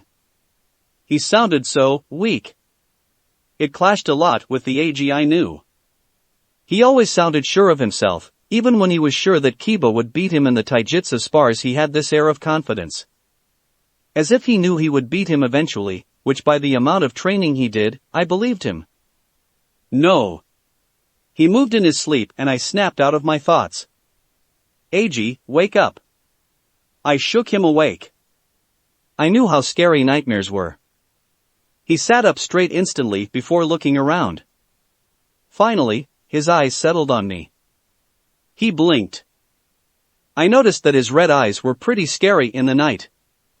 Sorry, it seems I fell asleep. He apologized. If I hadn't heard him, I wouldn't have believed that this was the same voice that had sounded so scared and weak before. Don't worry. I grinned at him like usual and he smiled at me. That seemed like a scary nightmare though. I pointed out and his smile vanished. Internally, I cursed myself. Having friends was difficult sometimes. Yeah. He nodded tiredly. Yeah, it was. He looked away towards the view that we got from the balcony. It's scary, isn't it? He asked and I wasn't sure he was talking to me anymore. I looked at him in confusion before he finished the statement. Not existing is scary. That day I found something else that made AG awesome. He understood. Chapter 5. Chuji's fist impacted against my forearms as I covered my chest. The Akimichi's renowned strength sent me skidding backwards while I felt my arms go numb. Once I regained a firm enough stance, I kept my eyes on my friend. Chuji was panting heavily as sweat covered his brows. Physical resistance has gone up a level. Dismissing the screen, I thought about how much it had taken Naruto and me to curb Chuji's extremely gentle nature so that he could actually spar with us. Between him pulling his punches and Naruto's messy fighting style that I was still trying to improve, it had taken entirely too long for me to get the resistance skill tree. So far, I only had the physical branch, but it was sure to have some to resist the jutsu elements at the very least. I hoped so at least. After getting the skill, I had spent the better part of a day wondering if I should find a way to grind it. I decided against that for several reasons. First of all, I wasn't masochistic enough to beat myself up just to grind the skill. I didn't even have gamer's body and mind to help keep me undamaged and sane. I liked having a modicum of sanity, thank you very much. Secondly, it only seemed to give 1% per level, so at the rate my skills leveled I would have to receive too much damage for it to be worthwhile. Something that I wasn't about to do to myself. And lastly, I doubted the shitty game would allow me to get it high enough to make myself invulnerable. It was sure to have a cap of some sort and I would be happy if I never had to find that out. Back to my spar with Chuji though, he was completely exhausted and my arms were covered in bruises after so much blocking. But I was ready to take him down. Both of us had put extra effort in this spar as it was the first time we had to spar in an actual class instead of our get-togethers at the Nara or Akimichi compound. It somehow made it even more important than those. I smirked at him and he groaned. Shit. He said simply before I started running at him. With a last-ditch effort, he tried to attack again but I had dragged the spar on for a reason. I had more stamina than him. All my training had made sure of that. I was also sure that if I could check his stats his dexterity would be lower than mine. The match had been long. I had spent the entirety of it dodging to the best of my capabilities and blocking when I was unable to. I was confident in my taijutsu prowess after weeks of defeating the civilian students and the weaker clan members. But I wasn't crazy enough to get up close with Chuji from the very beginning. I had made that mistake on our friendly spars and after his change of attitude towards training he was a beast. Now, a tired Akimichi heir wouldn't be able to touch me and that was proved when I dodged the incoming fist before punching his side and positioning myself behind him. With a kick behind the knee, he went down and then I punched him in the jaw as he tried to turn to me. After that I put some distance between us. While fast, my punches didn't do much damage, not against an Akimichi's physiology at least. I went back in when it was evident that he wouldn't stand back up fast enough to be a danger and kicked him in the back sending him to the ground. After that I threw myself on top of him and put his arm behind his back. I had him. I yield. He groaned before Irika called the match. With a relieved sigh I stood up and offered Chuji my hand to help him. We both did the seal of reconciliation and went back to our group. You are so annoying to fight, Eiji. He grumbled and I chuckled tiredly. Tell that to my arms, I won't be able to train shit with them like this. I looked at said limbs and they looked as bad as they felt. I grimaced as I thought about how painful cooking would be with them like that. In hindsight, maybe I shouldn't have blocked with both arms and so much. I forgot about that as I looked at a new screen that had popped up. Quest complete, win your first spar against a clan heir. Reward. +3 basic taijutsu level. +1 to all physical stats. Chakra has gone up a level. Well, isn't that a nice surprise? I thought to myself as I grinned. It had been a month since the last time I had received a quest reward after all, and 2 months since I had arrived to the ninja world. It was nice to get something for free after all this time. With a simple thought, I dismissed the screen while calling for the updated ones. Basic Taijutsu, LVL 15. Increases the skill of the user in hand-to-hand combat according to skill level. AG Satu. Title, Academy Student. Energy points, 280/280. Chakra points, 100 out of 100. Strength, 13. Dexterity, 10. Constitution, 14. Chakra, 10. Chakra control, E. Overall, it felt pretty badass. Yeah, the stats didn't look all that impressive, but I had it in good authority that they were. After all, I had just defeated Shuji and he was top 3 of the class as far as I was aware, right behind Sasuke and Kiba. Those 3 together with Naruto, Shino, and I made the top 6 of the male side. Ino, Sakura, and Hinata made the top 3 of the female side, unsurprisingly. The Hyuga heiress was supposedly behind the other 2, but I was sure it was just her shyness. Although, I guess the male top had changed now. Now the other was probably Sasuke, Kiba, me, Shuji, Shino, and Naruto. How had the top formed when we hadn't battled one another yet? Sensei had written the list, probably so that our competitiveness would motivate us. Didn't work out with Shikamaru though. Anyway, the thing is, he had made the list based on the prowess shown after a week of spars. From then on, the places would switch only if we defeated the higher spots. With that and everything else I knew, I had tried to calculate where Sasuke and Kiba stood in the stat department. I was pretty sure neither was above the 20s in anything. Sasuke was probably an overall 17, while the Inuzuka would be a 15. I was so close to beating the dog that I could almost feel it.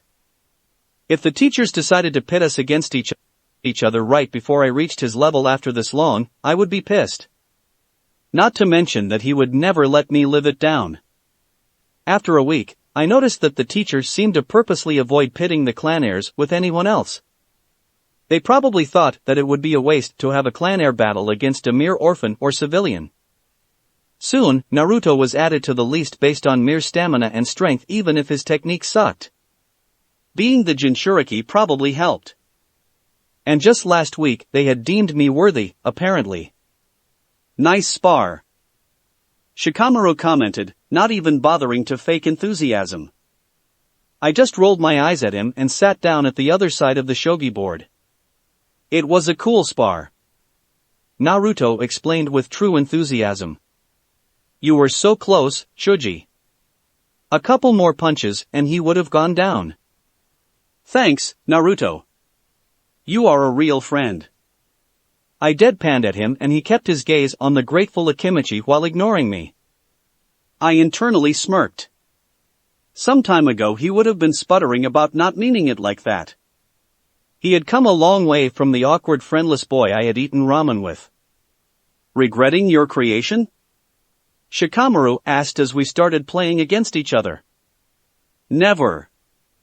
I still don't know if he is more troublesome like this or not. I would say not. I said, not entirely convinced. While not having him constantly nervous about if we would leave him was nice, Naruto's new confidence had proved to be, as Shikamaru would say, troublesome. He wasn't outright pranking us, but he did enjoy messing with us a little. I would take that over how he was every day of the week though. While we both continued our game, I was distractedly paying attention to Naruto and Shuji's conversation that seemed to jump between commenting the spars and discussing food weirdly often. I also kept an eye on the battles. While I had never actually tried to copy a style or something, I did take note of certain moves to try out later. Lately though, I had started to pay more attention to playing against Shikamaru. Both because I didn't want him to think I didn't care and because I really wanted to beat him. One can only take so many beatings before starting to take it seriously. I had even asked him to lend me some books about the game. He had happily done so with an actual smile instead of his lazy smirk. The result of all that was this. Shogi, LVL 10. Increases your strategic thinking while playing shogi according to skill level. If you were wondering, no, it wasn't nearly enough to beat Shikamaru. It had made the matches longer, but he was still stomping me without problems. I was sure his skill level would have been around the 30s or 40s. I had a long way to go. On a more cheerful note though, I had managed to continue beating Kiba in the lap runs. It had been almost painful to keep up the spree, but I managed to do so long enough to get a constitution stat, and from there it had only snowballed. Now instead of not letting Kiba beat me, I was focusing on beating Naruto and taking second place. Running, active, LVL 13. When used increases the speed of the user while running by 100%. Consumption 7 energy points per second. Sniff. Beautiful, isn't it? Running was still my favorite skill and the one that I was most proud of. It probably had something to do with it being the most noticeably useful. Because yeah, taijutsu was also pretty dope, but without it having an active effect or a percentage, it was difficult to see something about it besides the level.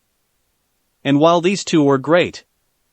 Physical conditioning, passive, LVL 12. Improves the rate at which your strength and constitution increase during training by 60%. Stealth, active, LVL 12. Hides your presence according to the level of the skill and the awareness level of others. Consumption 7 energy points per second.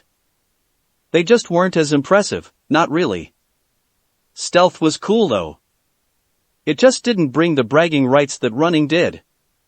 However, the skill that was contending with running for best skill so far was Shuriken Jutsu, or its branches I should say. Just look at these babies. Shuriken Jutsu. Shuriken throwing, LVL 9. Increases accuracy against a stationary target with a shuriken by 90%. Kunai throwing, LVL 8. Increases accuracy against a stationary target with a kunai by 80%. Sanban throwing, LVL 1. Increases accuracy against a stationary target with a sanban by 10%. Almost perfect accuracy. If that wasn't cool, then I didn't know what was. I wanted to see everyone's faces when I started getting perfect shots left and right. So far, the only ones competing with my scores were Sasuke, Sakura, Ino and, surprisingly, Shikamaru. The first was practically a given. The second two had been a surprise before I reasoned that Sakura was Kunoichi of the year for a reason, even if she was next to useless in the series, and she was pretty even with Ino. Shikamaru had been a real shock though. He had only said that throwing wasn't troublesome enough to deal with Irika and his mother yelling at him. I took his word for it. As for my other skills. Cartography, LVL 7. Improves the quality of maps drawn by 35%. Meditation, active, LVL 10. Increases the recovery rate of energy points and chakra points by 50% when active. Cooking, LVL 9. Improves the quality of cooked goods by 90%. Cartography had kind of lagged behind as I started to hang out with Naruto, Shikamaru and Chuji more and more. I simply didn't have the time to level up so many skills. At this point, I only drew maps when I didn't feel like grinding my other skills. It was distracting and I didn't have to put as much effort as it wasn't that much of a necessity, at least for now. This only cemented my decision to wait for my chakra training though. Better to focus on the skills that I was currently using and needed. No need to take unnecessary risks. I would have a full year to train those skills, not to mention the time spent doing D-rank missions after graduation. On a side note, I was kind of disappointed that Meditation's 10th level hadn't given me anything. I had thought that as it had unlocked my chakra at level 5 it would do something at level 10. Maybe it would at a latter level, I hoped so at least. As for cooking, I had to make food for 3 people, or 7 if you considered Naruto's and Choji's appetites. That meant that I cooked a lot and that meant more levels. It got to the point that Chuji's mother had started wanting my help when we stayed in their house until too late and had dinner there. Granted, even with the 90% improvement I wasn't anywhere near the level of the Akimichi cooks, but I was good enough to compete with lesser restaurants. Their words, not mine. I could only assume it had something to do with me not knowing as much about cooking and just following recipes as best I could. You should focus on the game. Shikamaru's voice broke me from my musings as I noticed that I had lost another game. Sorry. Just thinking about what to do once we are out, I said as we set the board again. Watch clouds? Stealth training? We could go to my house and have something to eat. You have 3 guesses who said what and the first 2 don't count. I sighed. Naruto, we do stealth training anyway. I raised an eyebrow at the blonde-haired boy. Well, but we could do so for longer, he said, rubbing the back of his head. After I had to stop our pranking, he had pretty much stopped his too. He preferred to hang out with one of us, it seemed. All the theories of his pranking being to draw attention were pretty much confirmed at that point. Don't get me wrong, he still did prank sometimes, especially if someone annoyed him, but not nearly as much anymore. Once he stopped his pranking, Naruto had come up with an idea for our stealth training sessions. It took him a week to get Chuji and Shikamaru to come too. I had to help him get Shikamaru to agree, and his mother had been thanking us ever since. What kind of training was it? Simple. We would choose one of the chunin that worked in the academy and try to follow them without them noticing. Obviously, they were chunin after all, but we were getting better. How did we know that last part? Also, simple. Just last week we had started getting feedback. As teachers, they seemed to support our little extra training and had started leaving notes for us on our desks at the academy. They told us everything from when they noticed us to how to avoid such development. I had been pleasantly surprised that none of them seemed to have something against Naruto. I guess that the Hokage had made sure that everyone was on the Jinchuriki's side in the education department. I wondered if Mizuki was a thing in this universe. I hadn't seen anyone been publicly against Naruto while inside the academy so far. It has been a while since we went to Chuji's house, Shikamaru commented, and I nodded.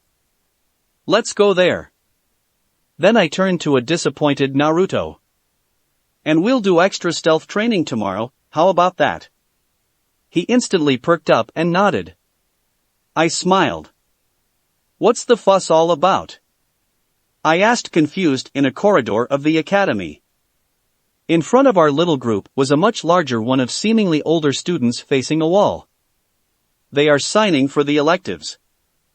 I turned at the unexpected voice to face Shino. The Aburame was standing a little apart from us, probably being on his way out himself. Electives?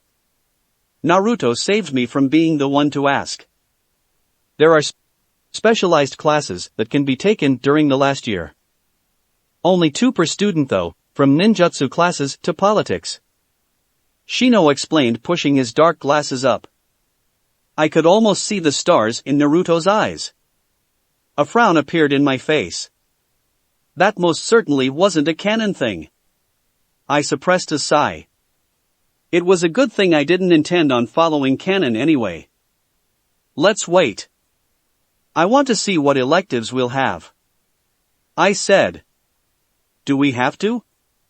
They are optional anyway, Shikamaru complained. You know your mother will force you to choose at least one, don't you? I said with a raised eyebrow, and he groaned. Can't let a man dream, can you? He said, eyeing me in annoyance. I smirked. Man? You'll be a man when your mother stops controlling your life, I said. Can't wait, he said, looking back to the front.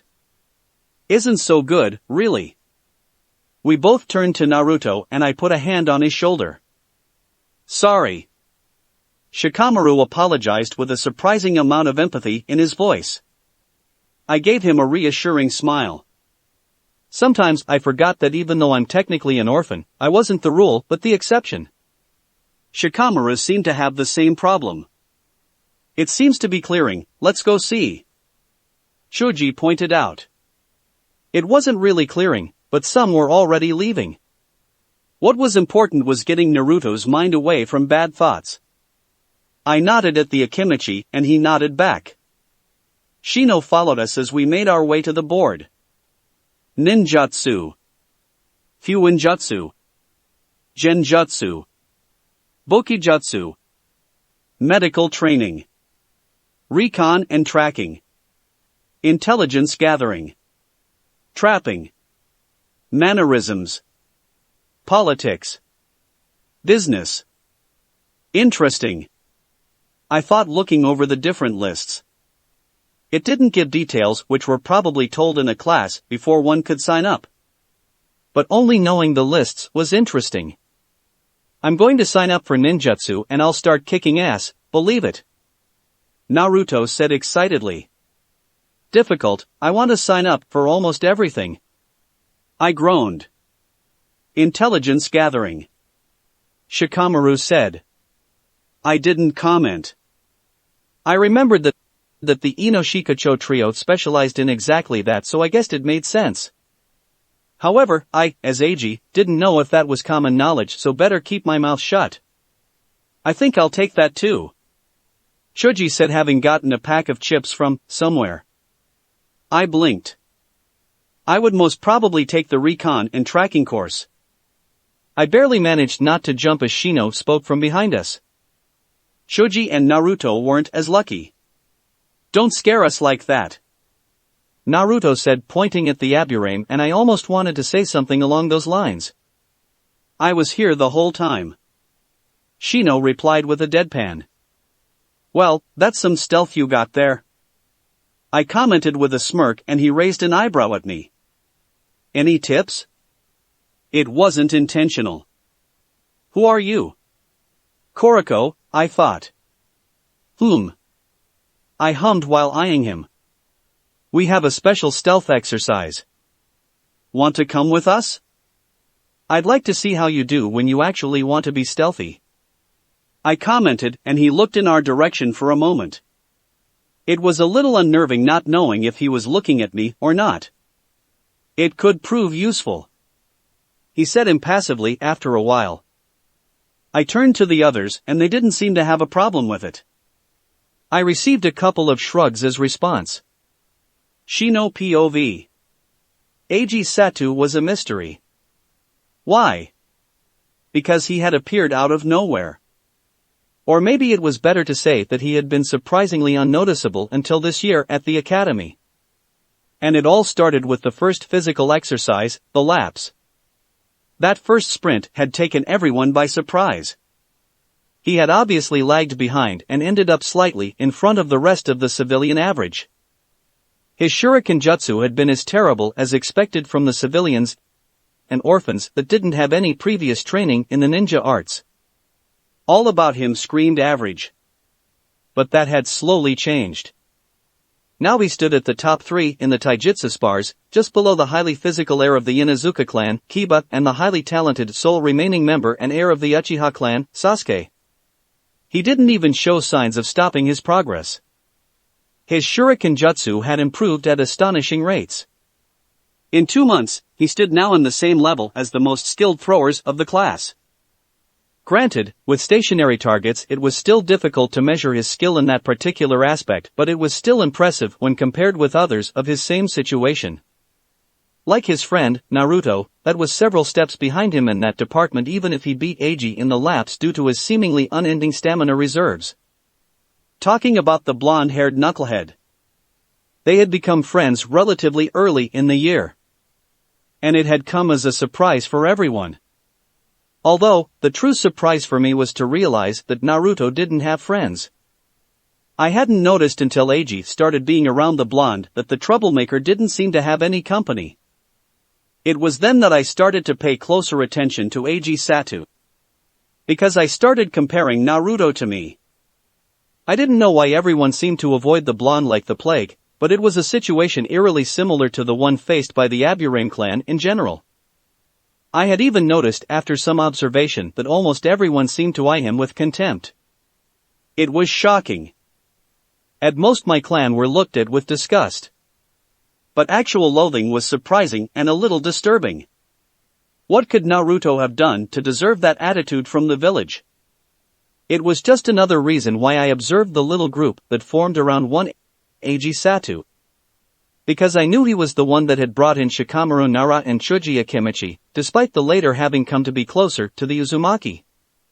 Seeing the lazy Nara that always slept in class wide awake and focused on a shogi match against an obviously unskilled Eiji was a surprise. Surprise was a word that seemed to follow the Satu. So, I decided to approach the group tentatively. I wasn't surprised that I startled them. Aburame were known to have little presence. It was a skill developed to avoid the previously mentioned disgust of anyone that knew of our clan specialization. Eiji, however, didn't seem startled by either my sudden appearance or even my sudden approach to them. Or he had kept his wits remarkably well, just like Shikamaru. Being invited to their little groups after school activities was another surprise of his. The Satu either didn't know about the Aburame clan or didn't care about our specialization. Probably the first. Most people that came from non-shinobi families and orphans reacted the same to my clan after all. So, it was because of that I questioned them while they observed my approach to their stealth exercise. Which, by the way, was an interesting take for it being that they even had feedback from their objectives. It was a smart idea. Do you know about the Aburame clan? I asked bluntly to both orphans, Eiji and Naruto. No, should I? Naruto asked confused and Eiji just raised a curious eyebrow. The latter's non-answer was an interesting response. I suppose not. I started. We specialize in using insect colonies as companions of sorts. Just like the Inuzuka have their Ninken. I explained simply. The Uzumaki frowned in confusion. How does that work? I haven't seen you with insects around like dog breath does with Akamaru. He asked. I noticed that Eiji remained silent. My clan lets them form hives inside our bodies. It's a symbiotic relationship. We provide them with a home and chakra and they help us in various situations. Naruto's turned understandably green. Well, didn't see that coming.